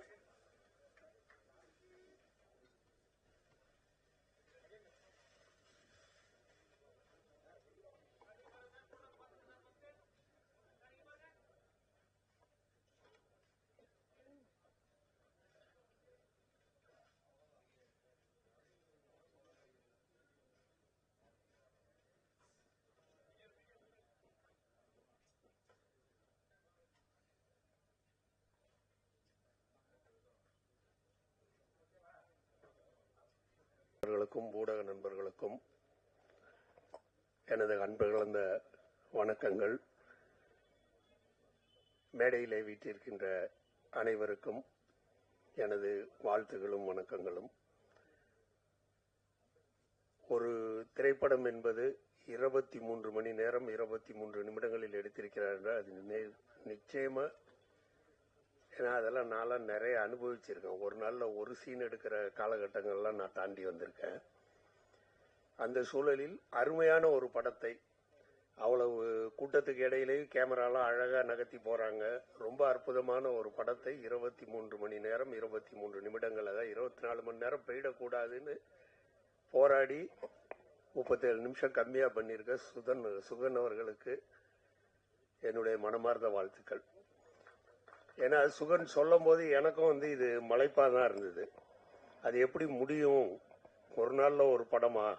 நான் சொன்ன ஒரு நாள்ல ஒரு படத்தை நீங்க முடிச்சிட்டீங்கன்னா அது எப்படிப்பட்ட படமா இருந்தாலும் அதுவே உங்களுக்கு பெரிய சாதனை, ஒரு ரெக்கார்டு. இதை வெளியில கொண்டுட்டு போய் கரெக்டா சேர்த்தோம்னா அதை சொல்லியே நம்ம படத்தை ஓட்டிடலான்னு. ஆனால் படம் நல்லாவே வந்திருக்கு. நீங்க படத்தை எல்லாரும் பார்த்துருப்பீங்க, நான் மிகைப்படுத்தி சொல்லவே இல்லை. ஆனா அவரை பாராட்ட வேண்டிய இன்னொரு விஷயம், கரெக்டா அதுக்கு நடிகர்களை தேர்ந்தெடுத்த நடிகர்களோட தேர்வு அற்புதம். ஏன்னா நம்ம ஆதேஷ் பாலாவுக்கும் சரி, சாம் சாருக்கும் சரி, மேரிஸ் ராஜாவுக்கும் சரி, அவங்களாம் சொல்லவே வேண்டாம். அவங்களாவே பில்டப் பண்ணி பல சீனை பண்ணிட்டு போயிருப்பாங்க. சொன்ன மாதிரி அவங்க 3 பேரும் சேர்ந்தாலே அந்த காம்பினேஷனுக்கே நம்ம பதில் சொல்ல வேண்டாம். அதே மாதிரி படத்துல நடித்த அத்தனை நடிகர்களும் அற்புதமாக பண்ணியிருந்தாங்க. சுகன் சாருக்கு கிடைச்ச தயாரிப்பாளர் சிவா சார் அவர்களுக்கு மீண்டும் ஒரு முறை நான் வாழ்த்துக்களையும் நன்றிகளையும் தெரிவித்துக் கொள்கிறேன். ஏன்னா இப்படி ஒரு துணிச்சலான முயற்சிக்கு ஒரு நல்ல தயாரிப்பாளர் வேணும். அதை நீங்க சிறப்பாக செஞ்சிருக்கீங்க. அது மட்டும் இல்லாமல் சுகனுக்கு தொடர்ந்து படங்களை கொடுத்து இன்று 3 படங்களை நீங்கள் தயாராக வைத்திருக்கீங்க. இந்த படம் வெற்றின்னு வந்த பிறகு அடிச்சு ஒன்னொன்னா அடிச்சு விடுங்க, வந்துகிட்டே இருக்கும். அற்புதமான ஒரு இதை கொண்டுட்டு போய் சேர்க்க வேண்டியது நிச்சயமா பத்திரிகை நண்பர்களுக்கும் ஊடக நண்பர்களுக்கும் ஒரு கடமை என்று கூறுகிறேன். நம்ம அன்பு அண்ணனுக்கு இந்த நேரத்தில் என்னுடைய வாழ்த்துக்களை நான் தெரிவிச்சுக்கிறேன். எங்க அன்பு அண்ணன் கிளம்பிட்டாங்க. ரொம்ப ஒரு போராட்ட குணம் மிக்கவர். சின்ன படங்களுக்குன்னு ரொம்ப போராடி நிறைய பண்ணிட்டு இருக்காரு. இது எல்லாத்த விட ஆக்ஷன் ரியாக்ஷன் திரு ஜென்னிஸ் அவர்களுக்கு இந்த நேரத்தில் என்னுடைய மனமார்ந்த வாழ்த்துக்களையும் நன்றிகளையும் நான் தெரிவித்துக் கொள்கிறேன். ஏன்னா இதை ஒரு சின்ன படம்னு நினைக்காம இந்த அளவுக்கு பிரம்மாண்டமான ஒரு விழாவை ஏற்பாடு செஞ்சு இந்த படத்துக்கு தகுந்த மாதிரி நான் தியேட்டர்களை ஏற்படுத்தி கொடுக்குறேன்னு சொன்ன அவருக்கு நிச்சயமா உங்களுடைய முயற்சிக்காகவே இந்த படம் ஒரு மாபெரும் வெற்றி படமாக அமையும். சிறப்பு விருந்தினர்களாக இங்கே சிறப்பு சேர்த்து கொண்டிருக்கும் எங்கள் இயக்குனர் சங்கத்தின் பொதுச் செயலாளர் நண்பர் பேரரசு அவர்களுக்கும், நடிகர் மாஸ்டர் மகேந்திரன் அவர்களுக்கும் மற்றும் அனைத்து நண்பர்களுக்கும் நன்றி கூறி, அருமை நண்பர் சுகனுக்கு மீண்டும் ஒரு முறை என்னுடைய வாழ்த்துக்களை கூறி, சுகனோட பையனும் ரொம்ப அற்புதமா இந்த படத்துல நடிச்சிருந்தாரு. கென்னடி சார் அற்புதமா டைலாக் எழுந்தாரு. அவர் ஒரு நாள்னு சொல்றாரு, அவரால் முடியும். ஏன்னா அவர் அப்படிப்பட்ட சாதனையாளர் தான். எல்லாருமே தங்களுக்கு கொடுக்கப்பட்ட அந்த பணியை வெகு சிறப்பாக செய்திருக்கின்றார்கள். கேமராவும் ஒரு நாள்ல எடுத்த ஒரு படத்துக்கான கேமரா ஒர்க்குன்னு நிச்சயமா சொல்ல முடியாது. கேமராமேன் யாருன்னு எனக்கு தெரியல, பேரை பார்க்கல நான். இளையராஜா ரொம்ப அற்புதமா பண்ணியிருக்காங்க. கேமரா சைடும் சரி, இசை எல்லாமே ரொம்ப அற்புதம். இதை கொண்டு போய் சேர்க்க வேண்டியது உங்களுடைய கடமை, நம்முடைய பொறுப்பு என்று சொல்லி தந்த இந்த வாய்ப்புக்கு நன்றி கூறி விடைபெறுகிறேன். நன்றி, வணக்கம். Thank you so much sir. அடுத்ததாக பிதா படக்குழுவை வந்து வாழ்த்துக்களை இந்த மொத்த டீமுக்கும் பிதா டீமுக்கும் தெரிவிச்சுக்கிறேன். சாரி லேட்டாக வந்ததுக்காக. ஜெய்ப்பூரில் ஷூட்டிங் முடிச்சுட்டு விடிய காலை தான் வந்து அப்புறம் சில வேலைகள் அதனால டக்குன்னு வர முடியல, மன்னிக்கணும். இந்த டீம் மொத்தத்துக்கும் மொத்த பேருக்கு நான் மன்னிப்பு கேட்டுக்கிறேன். ஏன்னா நண்பர் ஆதேஷ் பாலா வந்து ரொம்ப நாளாக எனக்கு நண்பர், சினிமாவுக்கு வந்த காலத்துலேருந்து. ஸோ அவர் கூப்பிட்டு நேரத்துக்கு வர முடியலையே, படத்தை பார்க்க முடியலையன்ற ஒரு வருத்தம் இருந்தாலும் நண்பர் மன்னிச்சிருவேன்னு நினைக்கிறேன். இந்த படத்தை பார்க்க முடியல. இந்த படத்தை பார்த்த பிறகு படத்தை பற்றி ஏதாச்சும் வாய்ப்பு கிடைக்கும்போது அதை பற்றி நான் விமர்சனத்தை நான் சொல்கிறேன். இந்த படத்தோட இயக்குனர் சுகன் சாருக்கு என்னோட மனமார்ந்த வாழ்த்துக்கள். இந்த படத்தில் நானும் நடிக்க வேண்டியது, பட் சில காரணங்களால் பண்ண முடியல. அதுக்கு இந்த நேரத்தில் நான் வருத்தத்தை தெரிவிச்சுக்கிறேன் இயக்குனருக்கு. நண்பர் ஆதேஷ் பாலா வந்து நான் சொன்ன மாதிரி நான் சினிமாவுக்கு வந்த காலகட்டத்திலேருந்து ஒரு நெருங்கிய நண்பர். சினிமாவுக்காக வந்து அவங்க அப்பாவும் ஒரு கலை குடும்பம், அவங்க குடும்பமே ஒரு கலை குடும்பம். சினிமாவுக்காக எவ்வளோ கஷ்டப்படுற பல நடிகர்களில் அவரும் ஒருத்தர். அவர் என்ன நினைச்சாரோ அந்த கோலை நோக்கி ஸ்டெப் பை ஸ்டெப்பாக வச்சுட்டு வந்துட்டு இருக்காரு. இன்னைக்கு அந்த கோலை நெருங்கிட்டாருன்னு தான் நான் நம்புகிறேன். நானும் இத்தனை வருஷம் சினிமாவில் வந்து இருக்கும்போது பல நடிகர்களை பார்க்குறோம். எனக்கு எப்பவுமே ஒரு பெரிய ஹீரோ, பெரிய ஒரு இயக்குனர் அப்படின்னா உள்ளுக்குள்ள ஒரு சின்ன ஒரு தயக்கம், பயம் இருக்கும். நான் வந்து எந்த ஒரு படப்பிடிப்பு படம், எந்த ஒரு குழு பார்த்தாலும், எந்த டயத்தை பார்த்தாலும், எந்த ஹீரோ பார்த்தாலும் நான் சாருன்னு தான் கூப்பிடுவேன். வந்த புதுசில் இப்போவும் வந்து அப்படிதான் கூப்பிட்டு இருக்கேன். என்னுடைய வயசுல சின்னவங்களா இருந்தாலும் சாருன்னு தான் கூப்பிட்டு பழக்கம். அது எவ்வளோ பெரிய நடிகராக இருந்தாலும், எவ்வளோ சின்ன நடிகராக இருந்தாலும். ஆனால் போடா வாடான்னு சொல்லி கூப்பிட்ற அளவுக்கு ஒரு ஹீரோ எனக்கு நண்பர்களாக இல்லையன்ற ஒரு வருத்தம் ரொம்ப நாளாக உண்டு. அந்த ஒரு வகையில் அந்த ஒரு ஏக்கத்தை தீர்த்து வைக்கிற ஒரு ஹீரோவா, ஒரு நண்பனா, போடா வாடான்னு கூப்பிட்ற அளவுக்கு ஒரு ஹீரோவா நம்ம ஆதேஷ் பாலா எனக்கு கிடைச்சிருக்காரு. ஏன்னா கண்டிப்பா அந்த ஒரு பெரிய ஹீரோன்ற ஒரு அந்தஸ்தை விரைவில் அவன் அடைவான்னு நான் நம்புறேன். வாழ்த்துக்கள் நண்பா, எல்லாருக்குமே வாழ்த்துக்கள். நன்றி நன்றி.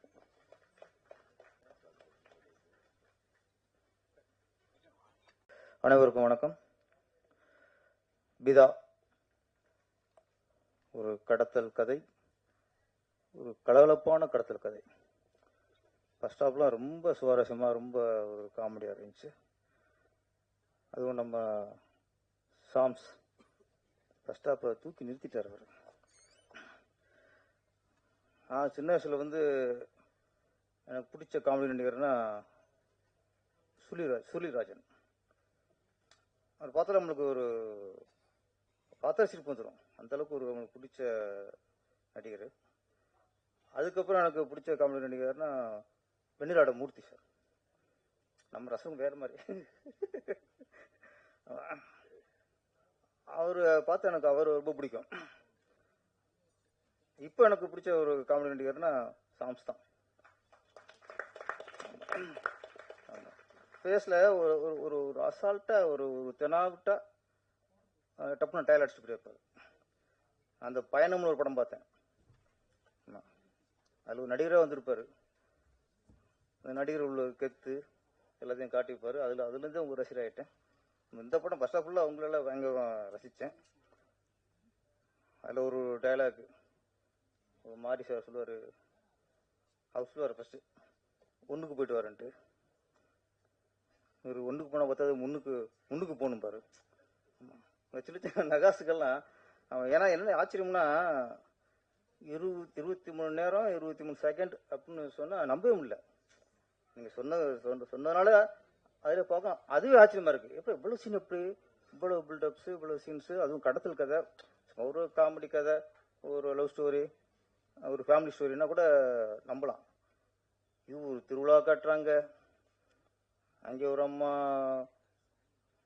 வாதம் வந்து படுத்து கிடக்கு ஒரு பக்கம் சேசிங்க, ஒரு பக்கம் வீட்டில் அடைச்சி வச்சு, அது ஏற்பட்ட ட்விஸ்ட் வேற. அதாவது இது ஒரு நாள் எடுக்கப்பட்ட படம்ங்கிறது சரி நம்ப முடியல. அதுவே உங்களுக்கு பெரிய சக்சஸ்.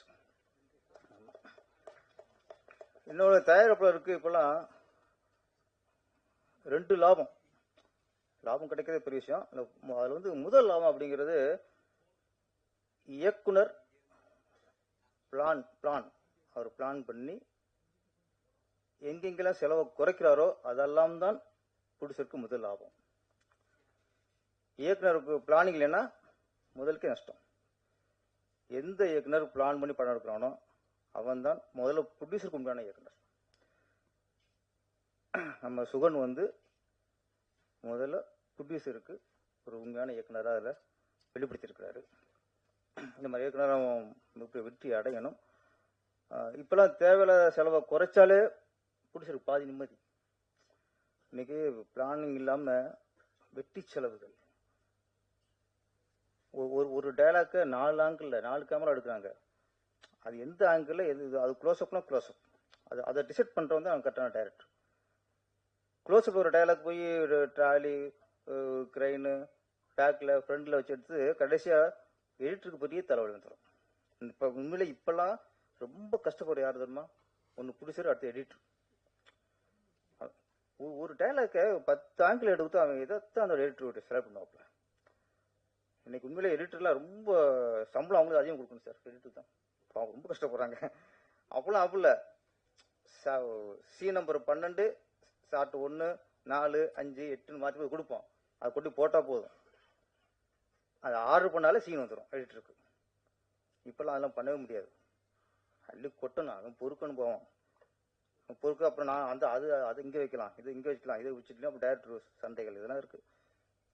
அது என்னன்னா இப்படி ஒரு சூழ்நிலையில் ஒரு நாளில் இவ்வளோ பிளான் பண்ணி கரெக்டாக நடிச்சிருக்காரு. முதல்ல அவருக்கு சுகனுக்கு வாழ்த்துக்கள். அதில் நடித்த எல்லா நடிகர்களும் யாருமே சோடப்படல. கடைசி அந்த அம்மா ரகனா பண்ணிட்டாங்க. அப்படியே குடும்ப குத்து விளக்கு வந்தாங்க, அப்புறம் குத்திட்டாங்க. குத்து விளக்க வந்து குத்துற விளக்காயிட்டாங்க, குத்துற விளக்காயிட்டாங்க. எதிர்பார்க்கவே இல்லை அது. அதான் கிளைமேக்ஸ் ட்விஸ்ட். ரொம்ப நல்லா நடிச்சிருந்தீங்க. அவங்க பேசும்போது ஒரு நல்லா ஒரு செஞ்சாங்க. நான் வந்து இஸ்லாமிய பெண் இருந்தாலும் சிவனை கும்பிடுவேன். நாங்கள் இது சிறப்பு இல்லை, இன்னொரு மிகப்பெரிய சிறப்பு சொன்னாங்க. நான் சாமி கும்பிட்டதை விட கேமராவை கும்பிட்டதுன்னு அதிகம். நாங்கள் நமக்கு எந்த மதமாக இருக்கலாம், எந்த சாமியை கும்பிடலாம், ஆனால் செய்யும் தொழில் தான் தெய்வம். அதனால் நீங்கள் அந்த தொழிலை தெய்வம் நினைக்கிறீங்களே, இன்னும் பெருசாக நீங்கள் முன்னுக்கு வந்துடுவீங்க. நல்லா நடிச்சிருந்தீங்க. உண்மையிலேயே அவ்வளோ சாப்பிட்றது டக்குன்னு அந்த டெரர் ஃபேஸ் மாறிச்சு பாருங்க. நாங்களும் மிரண்டோம், என்னடா இவ்வளோ ஒரு டெரர் ஆட்டு. நான் உண்மையிலேயே அந்த புருஷன்காரன் என் பொண்டாட்டி அப்படிங்க ஒன்று நம்புது அப்படிங்கும்போது வேறு மாதிரி ஓகே. அப்படி இந்த காலத்து இப்படி ஒரு பொண்டாட்டி இருக்குமான்னு நினச்சிக்கிருக்கேன். அதை அப்படி நினச்சிடாதீங்க, நாங்களாம் இப்படித்தான் இருப்போம்ட்டு. அந்த அந்த உங்கள் கேரக்டர் சரி, டேரக்டர் ட்விஸ்ட் சூப்பர், அதை சொல்லிவிடணும். இப்பெல்லாம் எல்லாம் கதை தெரியும், முன்ன மாதிரி இல்லை. இப்பெல்லாம் ஒரு ஷோ தாங்க, அதுக்கப்புறம் கதை தெரிஞ்சுதான் ஆடியன்ஸ் படம் பார்க்கலாம். நம்ம புதுசா ட்விஸ்ட்டு மக்களுக்கு தெரிஞ்சிடக்கூடாது, இந்த சீன் தெரிஞ்சிடக்கூடாது, அதெல்லாம் நம்ம அப்படி நினைச்சோம்னா அந்த டேரக்டர்ல முட்டாள். எவ்வளவு ஒரு படம் பெரிய 200 கோடிக்கு எடுக்க படமும் ஒரு ஷோ தான். அதுக்கப்புறம் அவனுக்கு கதை தெரிஞ்சுதான் பார்ப்பான். கதை தெரிஞ்சே படம் பார்க்கும்போது அந்த படம் இன்ட்ரெஸ்டிங்கா இருந்தா தான் அது சிறந்த திரைக்கதை உள்ள படம். இந்த படம் கதை தெரிஞ்சே பார்த்தாலும் இன்ட்ரெஸ்டிங்கா இருக்கும். அந்த அளவுக்கு பண்ணிருக்காரு. ரெகனா மட்டும் இல்ல, ஒரு மாறி அவரெல்லாம் அங்கங்கே 2 பேரும் கவுண்டும் சேர்ந்து காம்பினேஷன் மாதிரி போச்சு. உங்க காம்பினேஷன் எதை சொன்னாலும் சிரிக்கிற மாதிரி போச்சு. அப்புறம் இந்த படத்துல முக்கியமான கதாபாத்திரம் ஆதேஷ் பாலா. அவர் வந்து நிறைய நான் பார்த்துட்டே இருக்கேன். நம்ம நடிக்கிறது, முயற்சி, இதெல்லாம் விட போராடிட்டே இருக்கிற வாழ்க்கை ஒன்று இருக்குல்ல, அது சினிமாவில் ரொம்ப அது கொஞ்சம் அது இருக்கணும். அது என்னைக்காவது பெருசாக கொஞ்சம் நிறுத்திடும்.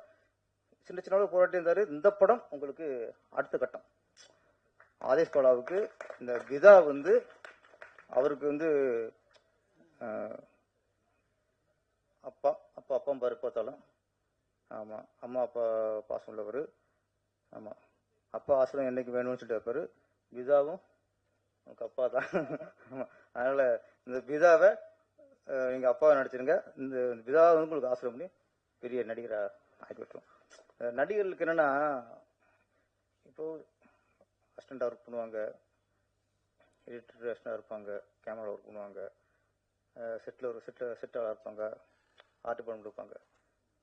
இந்த நடிகர்களுக்கும் இந்த டெக்னீஷியனுக்கும் என்ன வித்தியாசம்னா, இப்போ இந்த டெக்னீஷியன் ஏதாவது கஷ்டம் வந்து சினிமாவில் போராட முடியலை, சமாளிக்க முடியல அப்படின்னா வேற வேலைக்கு போயிடலாம், எங்கேயாவது வேலைக்கு போயிடுவாங்க. ஆனால் அந்த நடிகர்களுக்கு பெரிய சவால் அது பெரிய ஒரு சாபம். சில நேரத்தில் முகம் தெரிஞ்ச நடிகர் ஆகிட்டா அவங்களுக்கு வேற எந்த வேலைக்கும் போக முடியாது. நம்ம நினைப்போம் நடிகர் சுகமா இருக்காங்க. வெற்றி அடைஞ்ச நடிகர்களுக்கும் அந்த புகழும் அந்த இதுவும் கொஞ்சம் சில நேரத்தில் சாபம் மாறிடும். வெற்றி அடையாத நடிகர்களுக்கும் அது பெரிய ஒரு சாபம் மாறிடும். ஏன்னா இதை விட்டு அப்புறம் வேற வழி இல்லை, இதுல தான் கிடக்கணும், இதுல தான் நடிச்சாகணும், இதுல தான் போராடி ஆகணும்.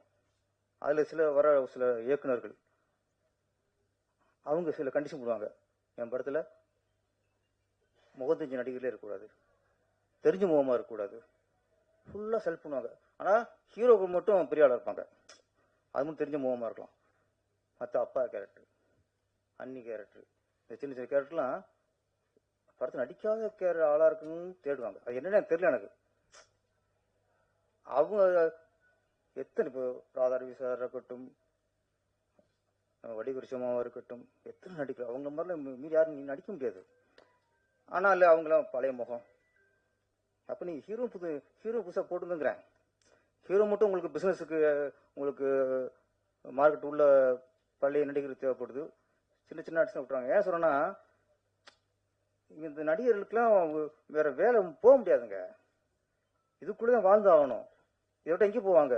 அப்போ ஒரு வர இயக்குநர்கள் நீங்களாம் அவங்க வாய்ப்பு கொடுக்கலன்னா அவங்க கதி என்ன ஆகிறது? எத்தனை புதுசாக வந்துட்டு எவ்வளோ இறக்குவீங்க? நான் சரி சின்ன நடிக்கணும்.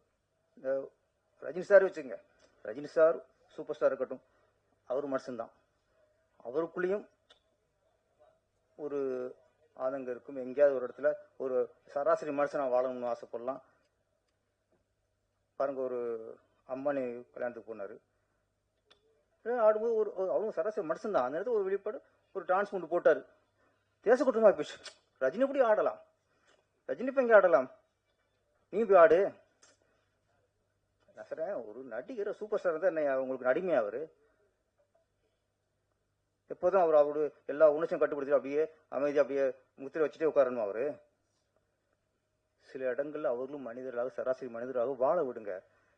இதெல்லாம் போய் பெருசா ஒரு விமர்சனம் பண்ணிக்கிட்டு இதெல்லாம் பார்க்கும்போது அவருக்கு கூனி குருவார். ஏன்னா ஒரு சின்ன ஒரு இடத்துல சந்தோஷப்பட்டோம், ஆடிட்டோம், இது ஒரு பெரிய குற்றம் மாதிரி. ஆயிரத்துக்கு பிரச்சனை இருக்கு நாட்டில், அதை பற்றி பேச மாட்டாங்க. நடிகர் வந்து அங்கே ஆடிட்டாரு, இங்கே சுட்டு கொள்ள போடுவாங்க, வெட்டி கொள்ள போடுவாங்க, கலாச்சாரம் குடிச்சு ஆவாங்க. இதெல்லாம் பிரச்சனை நாட்டு பிரச்சனை இல்லாமல் இருக்கும். அதான் பிரச்சனை இல்லை. ஒரு நடிகை ஒரு கல்யாண வீட்டில் சின்ன மூணு போட்டால் பெரிய பிரச்சனை நம்மளுக்கு. சொன்னா ஆதேஷ் பழுதா மகேந்திரன் இவரில் என்ன பெரிய நடிகர் ஆயிட்டாரா? பெரிய நடிகர் இன்னும் போராடிக்கு இருக்காரு. எல்லா திறமையும் அவருக்கு இருக்கு. டான்ஸ் ஆடுவார், நல்லா ஃபைட் பண்ணுவார், சென்டிமெண்ட்ஸ் சின்ன பிச்சு உதறுவார். ஏன் இன்னும் எத்தனை வருஷம் போடுவார் அவரு? ஆனால் ஒரு நாளைக்கு அதுக்கான இடத்த பிடிப்பாங்க அவங்க. ஆதேஷ் பழமும் இதுக்கு இன்னும் மிகப்பெரிய ஒரு இடத்த அவர் பிடிப்பாரு. ஆனால் என்ன, இவங்களுக்கு போராட்டிக்கு இருக்கிறதே இவங்களுக்கு வாழ்க்கை இல்லைங்க.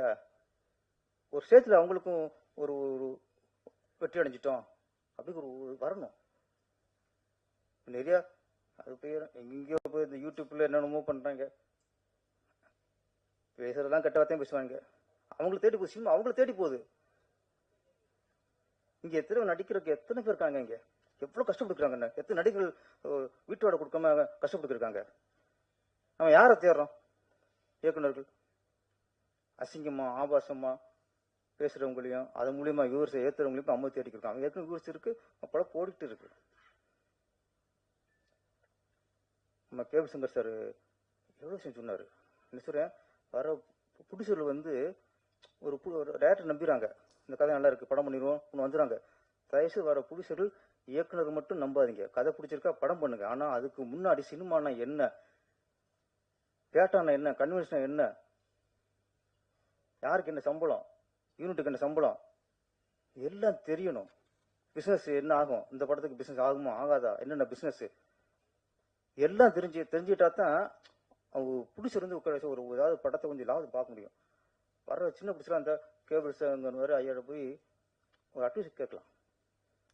ஏடா பிடிச்சிருக்க எத்தனையோ பேர் பிடிச்சிருக்காங்க, நிறைய ஒரு அனுபவங்களும் பிடிச்சிருக்காங்க, அவங்கள்ட்ட கொஞ்சம் கேட்டு தெரிஞ்சுக்கணும். நீங்கள் முதல்ல உங்களுக்கு கதையை கேளுங்க, கதை பிடிச்சா படம் பண்ணுங்க. அதுக்கப்புறம் சினிமானா என்ன, இந்த படம் டேரக்டர் இவ்வளோ படிச்சுட்டு சொல்லிட்டாரு, இது சரியா வருமா, இதுக்கான ஒரு ஆலோசனை சார். நீங்கள் ஆலோசனை கேட்காம படத்தை எடுத்துக்கிட்டு கடைசியாக பிஸ்னஸ் பண்ண முடியல, எந்த ஏரியா விற்கலை,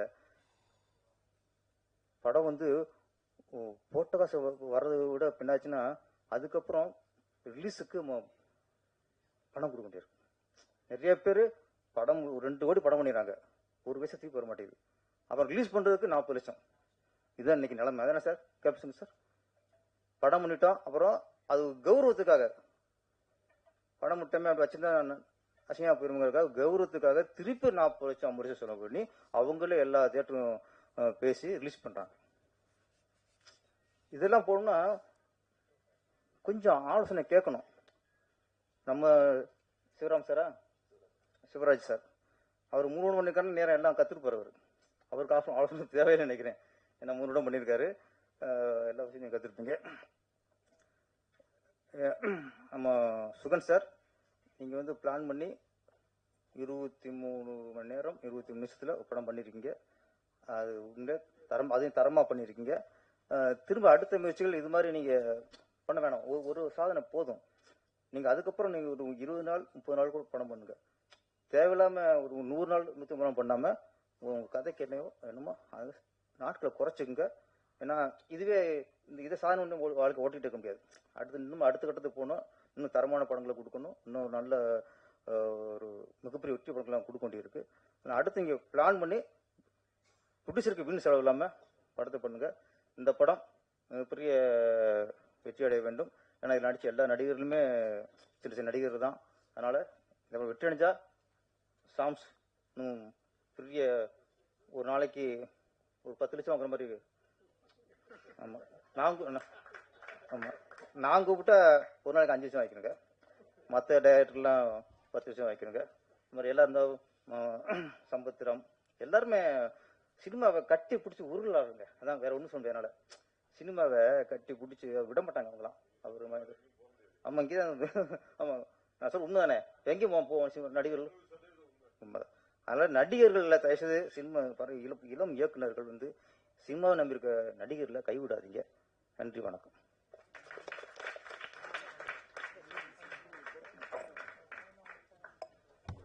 நமது நிகழ்ச்சி தொகுப்பாளர் அவர்களுக்கு சுமையாக பெரிய விஷயம் இல்லை, அதை ரிலீஸ் பண்ணுறது தான் பெரிய விஷயம். நம்ம ஜெனிஸ் அவர்கள் ஆக்ஷன் ரியாக்ஷன் நம்ம கூட டேட் மாதிரியே இருக்கு கம்பெனி, இதை ரிலீஸ் பண்ணுறதுக்கு உண்மையிலேயே வாழ்த்து. நன்றி சார், தேங்க்யூ. உங்கள் பையங்க இவன் தாங்க படத்தில் பேசல, ஆனால் பேச வச்சுட்டாம்ல. ஆமாம், உண்மையிலே ஆக்சுவலி இவன் தான் மினி ஹீரோ. அதில் இன்னும் பெரிய ஆளாக வரணும். ஆமாம், விஜய் வந்து சின்ன நடிச்சார் ஒன்றே மாதிரி, அப்புறம் பெரிய ஹீரோ ஆயிட்டார், முன்னாடி பெரிய ஹீரோ ஆயிரு. ஓகே.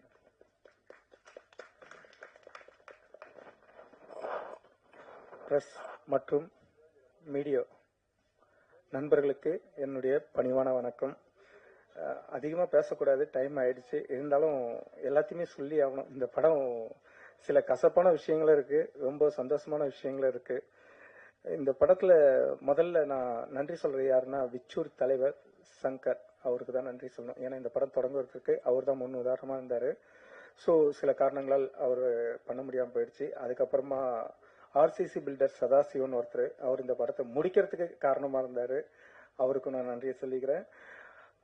மூணாவதா பாத்தீங்கன்னா கடவுளை நம்ம பார்த்திருப்போமா நீங்க கேட்டீங்கன்னா எல்லாருமே கடவுளை பார்க்கல. ஆனா கடவுள் ரூபத்துல யாரையாவது பார்த்தேன்னு சொல்லுவாங்க. நான் இன்னைக்கு வரையும் கடவுளா பார்க்குற ஒரு மனிதன் யாருன்னா என்னுடைய தயாரிப்பாளர் சிவராஜ் சார் தான்.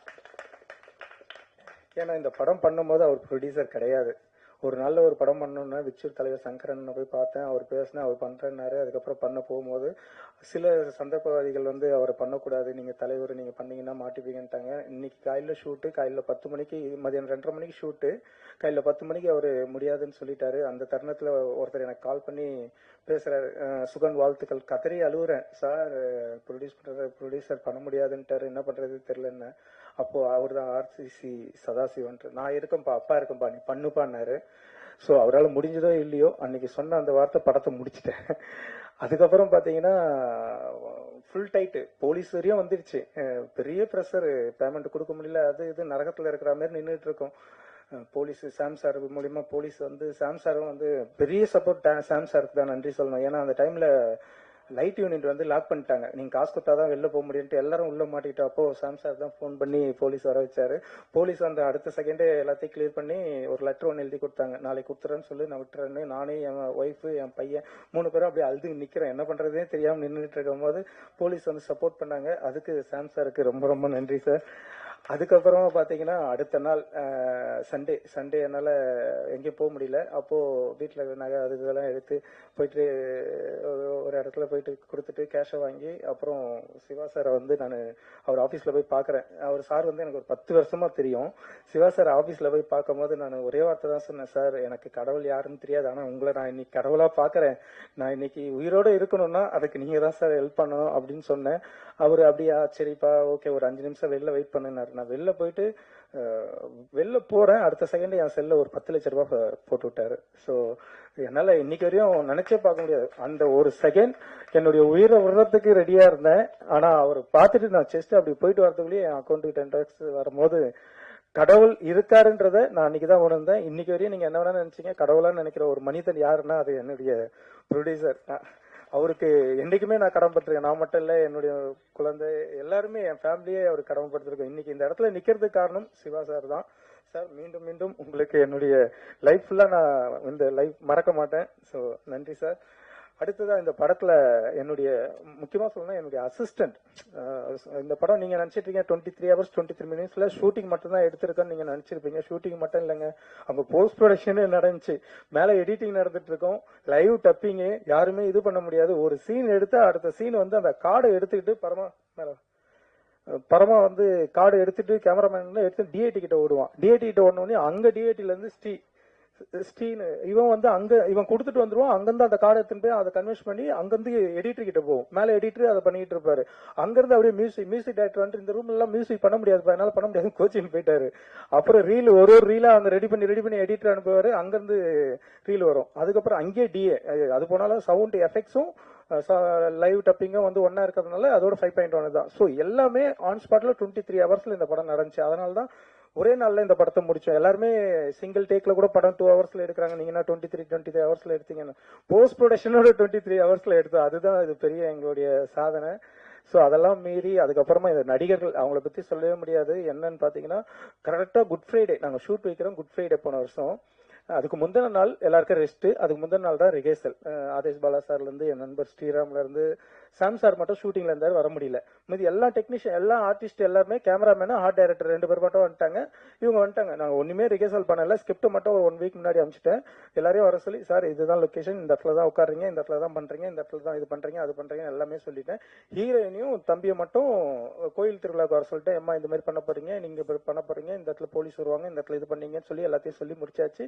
அதே மாதிரி பிளான் பண்ணபடி நடக்குது. என்னன்னு பாத்தீங்கன்னா ஆதேஷ் பாலா சாருக்கு அதுக்கு முந்தின நாள் கிரிவலத்துக்கு போயிட்டு வந்துட்டாரு. அவருக்கு ஃபீவர், செம்ம ஃபீவர், மனுஷன் கண்ணெல்லாம் அப்படியே ஒரு மாதிரி ஆயிடுச்சு. சார் நான் கிரிவலம் போயிட்டு வந்தேன், என்னால் நடக்கூட முடியல சார், ரொம்ப டயர்டா இருக்குன்னாரு. எனக்கா ஒரு பக்கம் பயம், ஐயோ ஒரு நாள் ஷூட் ஆச்சு இவர் எப்படி அப்படின்னு பார்த்தா ஒரே ஒரு மாத்திரை மட்டும் தான் போட்டு ஒரு 10 நிமிஷம் தான் பத்திருப்பாருன்னு நினைக்கிறேன். அதுக்கப்புறமா அவர் படுக்கவே இல்லை. ஷூட்டிங் இன்னைக்கு மதியானம் ஒரு 2 மணிக்கு ஆரம்பிக்கிறோம், அடுத்த நாள் மதியானம் 1:30 மணிக்கு முடிக்கிறோம், 1:30 மணிக்குள்ள முடிக்கிறோம். ஆனா எங்களோட நிலைமை என்னன்னு பாத்தீங்கன்னா 1:30 மணிக்குள்ள முடிச்சோம்.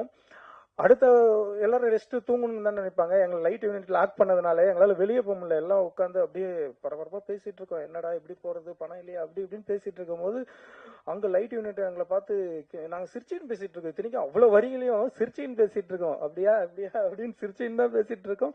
அதுக்கப்புறம் நைட்டு 10 மணிக்கு மேல போலீஸ் வந்த பிறகுதான் நாங்க ரிலாக்ஸ் ஆகி வெளியே வந்தோம். நிறைய பிரச்சனைகளை அனுபவிச்சோம். அதுக்கப்புறம் பாத்தீங்கன்னா பிரச்சனைகள் இதுதான். படப்பிடிப்பு அனுபவம், இந்த அனுபவமே இல்லாம பண்ண படம் தான் பிதா. அதுக்கப்புறம் கலைஞர் நகர் 23 ஹவர்ஸ், இதோட ரெக்கார்டு நாங்கள் வருஷம் 23 ஹவர்ஸ்ன்ட்டு. அது பார்த்தீங்கன்னா எல்லாம் பெரிய artist, Prajan, Livingston sir, love today Kathir, அது இதுன்ட்டு. ஸோ எல்லாமே பெரிய பட்டாலும். அது இந்த படம் அனுபவமே இல்லாமல் எடுத்த ஒரு படம் எதுன்னு பார்த்தீங்கன்னா பிதா. எங்களுக்கு வந்து ஷூட்டிங் எப்படி எடுக்க போகிறோம், ஏது ரிகர்ஸ் எல்லாம் பக்கா பிளான் பண்ணிட்டோம், எல்லாம் இது பண்ணியாச்சு, எடுத்து முடிச்சிட்டோம். அதுவே பெரிய அனுபவம். பட் 23 மணி நேரத்துல நாங்க அந்த கிட்டத்தட்ட அந்த இடத்துல பாத்தீங்கன்னா அந்த கோயில் திருவிழாவுக்கு ஒரு 50,000 to 60,000 பேர் கிட்ட இருப்பாங்க அந்த திருவிழாவில். அந்த திருவிழாவில் படம் எடுக்கணும். எந்த பக்கம் பார்த்தாலும் அவங்க கேமரா இருக்கும், அவங்க கேமராவை ஏமாத்தணும். அங்க எங்க பார்த்தாலும் போலீஸ் இருக்கும், போலீஸை ஏமாத்தணும். இதுல 2 சின்ன கேரக்டர். இதுல நீங்க படம் பாத்தீங்கன்னா தெரியும், சின்ன சின்ன ஒரு சீன் வந்திருந்தாலும் அவங்க படத்துல பேச சின்ராஜ் சார் வந்திருக்காருன்னு நினைக்கிறேன். அவரு ஒரே ஒரு சீன் தான் வருவாரு. அவர் ஸ்கோர் பண்ணிட்டு போயிருப்பாரு. போலீஸ் கேரக்டர் 2 பேர் வந்திருப்பாங்க, அவங்க ஸ்கோர் பண்ணிட்டு போயிருப்பாங்க. ஆரஞ்சு மிட்டாய் பிரபா எல்லாருமே வந்து அவங்க ஒரு சீன் வந்தாலும் ஸ்கோர் பண்ணிட்டு போயிருப்பாங்க. அந்த திருவிழாவில் அவ்வளோ சீட் பண்ணி அவ்வளோ பிளான் பண்ணி எடுக்கிறோம். அந்த பிரச்சனையும் மாட்டியும் தப்பிச்சு படத்தை முடிச்சு இன்னைக்கு வந்து திரைக்கு வருது. ஸோ இதுக்கப்புறம் என்னுடைய cameraman, music director, art director, so எல்லாருமே நன்றி. ரொம்ப முக்கியமாக சொல்ல போனால் ஸ்ரீராம், அவர் வந்து பார்த்தீங்கன்னா என்னுடைய நெருங்கிய நண்பர், ஒரு 10-15 வருஷமா நண்பர். அவர் சொன்ன மாரி தான் படத்தில் ஒரு சின்ன கேரக்டர் தான் நண்பா, ஆனால் நீ தான் ஹீரோ அப்படின்னு. நீ எனக்கு 0 கொடுத்தா கூட நான் வந்து நடிக்கிறேன் அப்படின்னு சொல்லி வந்து நடிச்சவர் தான். ஸோ அவருக்கு நன்றி. சாம் சார் கேரக்டருக்கு ஏகப்பட்ட பேரை செலக்ட் பண்ணோம். யாருமே பெரிய பெரிய ஆக்டர் எல்லாம் கூட செலக்ட் பண்ணி நடிக்க வைக்கணும்னு பார்த்தா எங்க சுத்தினாலும் சாம் சார் தான் வந்து நிக்கிறாரு. ஸோ அந்த நிக்கிறதோட பிரதிபலிப்பு தான் இன்னைக்கு இந்த படத்துல பெரிய அச்சீவ்மெண்ட். சாம் சாருக்கு மீண்டும் ஒரு பெரிய நன்றி. இந்த விழாவுக்கு வருகை தந்த எல்லாருக்குமே மிக்க மிக்க நன்றி. அரவிந்த்ராஜ் சாருக்கு வந்து நான் செல்லப்பிள்ளை மாதிரி என்னுடைய நிகழ்ச்சிக்கு எல்லாத்துக்குமே வந்துருவாரு. நான் வளரணும்னு ஆசைப்படுறதுல அவர் ஒருத்தர். அரவிந்த்ராஜ் சார் வணக்கம். பேரரசு சார் இதுவரையும் நேரில் இதுவரையும் மீட் பண்ணதில்லை, இதான் ஃபர்ஸ்ட் டைம். சார் நல்லா அற்புதமா அழகா பேசுனீங்க, உங்களுக்கு நன்றி சார். அப்புறம் மாஸ்டர் மகேந்திரன் சார் வணக்கம். ஜெனிஸ் சார் மூலியமா நீங்க வந்தீங்க, ஸோ உங்களுக்கு நன்றி. பைரி ஹீரோ சையத், அவருக்கு ஒரு கதை சொல்லிட்டு வந்தேன். அவருக்கு நெக்ஸ்ட் ஒரு ப்ராஜெக்ட் ரெடி ஆயிட்டு இருக்கு. அது ஒரு குட் நியூஸ் என்னன்னு பாத்தீங்கன்னா, என்னுடைய குருநாதர் ரமேஷ் செல்வன், உளவுத்துறை, ஜனனம், ரென்வே இந்த படம்லாம் எடுத்திருந்தாரு. ஒரு முந்தானத்தை எனக்கு கால் பண்ணாரு. கால் பண்ணி சுகன் பேப்பர்ல போஸ்ட் பார்த்தம்பா, வாழ்த்துக்கள் பண்ணாரு சார், ரொம்ப சந்தோஷம் சார், நீங்க எனக்கு வாழ்த்துக்கள் சொல்றது ரொம்ப சந்தோஷம் சார்னு. என்ன பட்ஜெட்ல இந்த படத்தை பண்ணாரு சார்? ஒரு சின்ன பட்ஜெட்ல தான் சார் பண்ணோம் அப்படின்னு. இல்லப்பா சொல்லுப்பா சொல்லு. அப்புறம் நான் சொன்னேன் இது பண்ணிட்டு, சரிப்பா ஒண்ணு பண்ணு, நீ என்ன பண்ற, நான் வெளியூருக்கு போறேன், சண்டே வந்துடும், நீ மண்டே வந்து எனக்கு கதை சொல்லு, உடனே ஆரம்பிச்சிடும், நவம்பர்ல படம் ரிலீஸ் பண்றோம்னாரு. எனக்கு ஒண்ணுமே புரியல. என்னடா இது திடீர்னு ப்ரொடியூசர் கிடைக்கிறதே கஷ்டம், படம் ரிலீஸே ஆகல, அதுக்குள்ளேயே இவர் வந்து நீ வந்து திங்கக்கிழமை கதை சொல்லிட்டு அவர்தான் அட்வான்ஸ் வாங்கிப்போ, நவம்பர்ல நம்ம படத்தை ரிலீஸ் பண்ணலான்னாரு. ஸோ அவர் படம் பண்றாரு பண்ணலன்றது 2வது விஷயம். ஆனா என்னுடைய குருநாதர் எனக்கு வந்து ப்ரொடியூஸ் பண்றேன்னு சொன்னது அது எனக்கு ஒரு பெரிய சந்தோஷம். இதுல இன்னொரு விஷயம் பாத்தீங்கன்னா, எல்லாருமே கொஞ்சம் பெரிய ஆர்டிஸ்ட் நடிச்சிருக்காங்க. அனு கிருஷ்ணா வந்து இந்த படத்துல காசு வாங்காம நடிச்சிருக்காங்க, ஹீரோயின். அவங்க தங்கச்சின்னு தான் கூப்பிடுவேன். ₹1 கூட காசு வாங்கல அவங்களுக்கு. அப்புறம் சிவன், அவரும் காசு வாங்கல, சேலத்துல இருந்து வந்து நடிச்சிருக்காரு, அவரும் காசு வாங்கல. எல்லாருமே கம்மியா தான் காசு வாங்கினாங்க. காசு வாங்கலன்றதுக்காக மத்தவங்க எல்லாம் காசு அதிகமா வாங்கிட்டாங்களே, எல்லாருமே கம்மியா தான் வாங்கினாங்க. இருந்தாலும் அந்த நட்புன்ற ஒரு இது வந்து இந்த படத்து மூலியமா ஏற்பட்டுச்சு. அதுக்கப்புறமா நான் அடுத்தடுத்த படங்கள் பண்ணும்போது அதுல நான் இவங்களை போடலன்னு அவங்க ஃபீல் தான் பண்றாங்க. பட் இருந்தாலும் தொடர்ந்து நம்மளால கொடுக்க முடியாது இல்லையா, அந்தந்த கேரக்டருக்கு ஏற்ற மாதிரி தான் கொடுக்கும். அடுத்தது இதே கூட்டணி அடுத்த படம் இப்ப ஆரம்பிக்கிறதுல சேர்றோம். ஸோ எல்லாருமே அந்த படத்துல இருப்பீங்க, அது இது சொல்லிக்கிறேன். அப்புறம் என்னுடைய மகன் இதுல வந்து பண்ணியிருக்கான். அப்போ அவனுக்கு 8 வயசு. 8 வயசுல அவனுக்கு வந்து ஷூட்டிங் வந்து என்னன்னே தெரியாது. ஒரு ஷார்ட் பிலிம் நடிக்க வச்சேன். அதுக்கப்புறம் அவனை நடிக்க வச்சேன். எல்லாருமே பயந்துட்டாங்க. ரிஹர்சல் பார்க்கும்போது ஐயோ இவன் என்ன ஒண்ணுமே பண்ணலையே அப்படின்னு திணறிட்டாங்க. ஆனா அதையும் தாண்டி அதுக்கப்புறமா என்னன்னு தெரியல, அந்த அம்மா சுதா அம்மா உள்ள அம்மா கேரக்டர் பண்ணாங்க. அவங்க கூட்டிட்டு போய் ஏதோ அவங்களுக்கு ட்ரீட்மெண்ட் கொடுத்தாங்க. ட்ரீட்மெண்ட் கொடுத்தா 10 நாள் சாப்பிடாம திடீர்னு சாப்பிட்டு வந்து வெளில வந்து தெம்பா நின்னா எப்படி நிற்பான், நான் ரெடிப்பா அப்படின்னு சொல்லிட்டு வந்து அசால்ட்டா பண்றேன். எல்லாருமே படம் பார்த்துட்டு என்னப்பா ரிஹர்சல் அப்படி பண்ணா, இப்ப அசால்ட்டா பண்ணிட்டானே அப்படின்ற மாதிரி சந்தோஷப்பட்டாங்க. அதே மாதிரி ரகானா மேடம்க்கு வந்து மறுபடியும் சொல்றேன், அவங்களுக்கு பெரிய லைஃப் இந்த படம் மூலியமா. அவங்கள அடுத்த எழுதி வச்சிங்க. நீலாம்பரி மாரி அவங்க அடுத்தது ரம்யா கிருஷ்ணன் வருவாங்க. ஸோ ரம்யா கிருஷ்ணன் அளவுக்கு அவங்களுக்கு அந்த தகுதி இருக்கு. ஸோ அந்த படத்துல நீங்க பார்த்துருப்பீங்க அவங்களோட பர்ஃபார்மன்ஸ். சிறிய கொஞ்சம் நேரம் வந்தாலும் அந்த கொஞ்ச நேரம் அவங்க ஸ்கோர் பண்ணியிருப்பாங்க. கடைசி 20 நிமிஷம் தான் அவங்க டிராவல். அந்த கொஞ்சம் 20 நிமிஷமே வந்து ஆடியன்ஸை ஃபுல்லா அவங்க பக்கம் இழுத்துருப்பாங்க. ஸோ அது மாதிரி ஒவ்வொருத்தருமே போட்டி போட்டு நடிச்சாங்க. மாரிஸ் ராஜாவை பத்தியும் சொல்லணும். அவரு கடுமையான உழைப்பாளி. என்னுடைய ஷார்ட் பிலிம்ல நடிச்சாரு. அதுக்கப்புறமா அவர் என்ன ஃபாலோ பண்ணிட்டு இருந்தாரு. இன்னைக்கு வரையும் ஃபாலோ பண்ணி தான் நடிச்சதுக்கு அப்புறமும் ஃபாலோ பண்ணிட்டு இருக்காரு. ஸோ மாரிஸ் ராஜாவுக்கும் நன்றி. ஸோ வந்திருக்க எல்லாருக்குமே நன்றி. நான் யாரை பத்தியா சொல்லினா தப்பா நினைச்சுக்காதீங்க. அதுக்கப்புறமா பாத்தீங்கன்னா ஜெனி சாரை பத்தி சொல்லணும். ஜெனி சார் எனக்கு ஒரு வருஷத்துக்கு முன்னாடி ஆதேஷ் பாலாசன் சார் தான் இன்ட்ரடியூஸ் பண்ணி வச்சாரு. இன்ட்ரடியூஸ் பண்ணி வைக்கும்போது சரி சார், நான் அவர்கிட்ட பேசும்போது சார் எப்படி சார்னா படம் ரிலீஸ் பண்ணிடலாம் சார், எத்தனை தேட்டர் எதிர்பார்க்குறீங்க, இவ்வளோ பட்ஜெட் என்ன பண்ணலாம் அப்படின்னாரு. நான் அவர்கிட்ட அப்போ சொல்லுறது என்ன சொன்னேன்னா, நான் வந்து தரமான படம் எடுத்திருக்கேன், நான் எல்லாம் காசு கொடுத்தெல்லாம் ரிலீஸ் பண்ண மாட்டேன். ஸோ படம் நானே தான் நீங்களா வாங்கி ரிலீஸ் பண்ண பண்ணி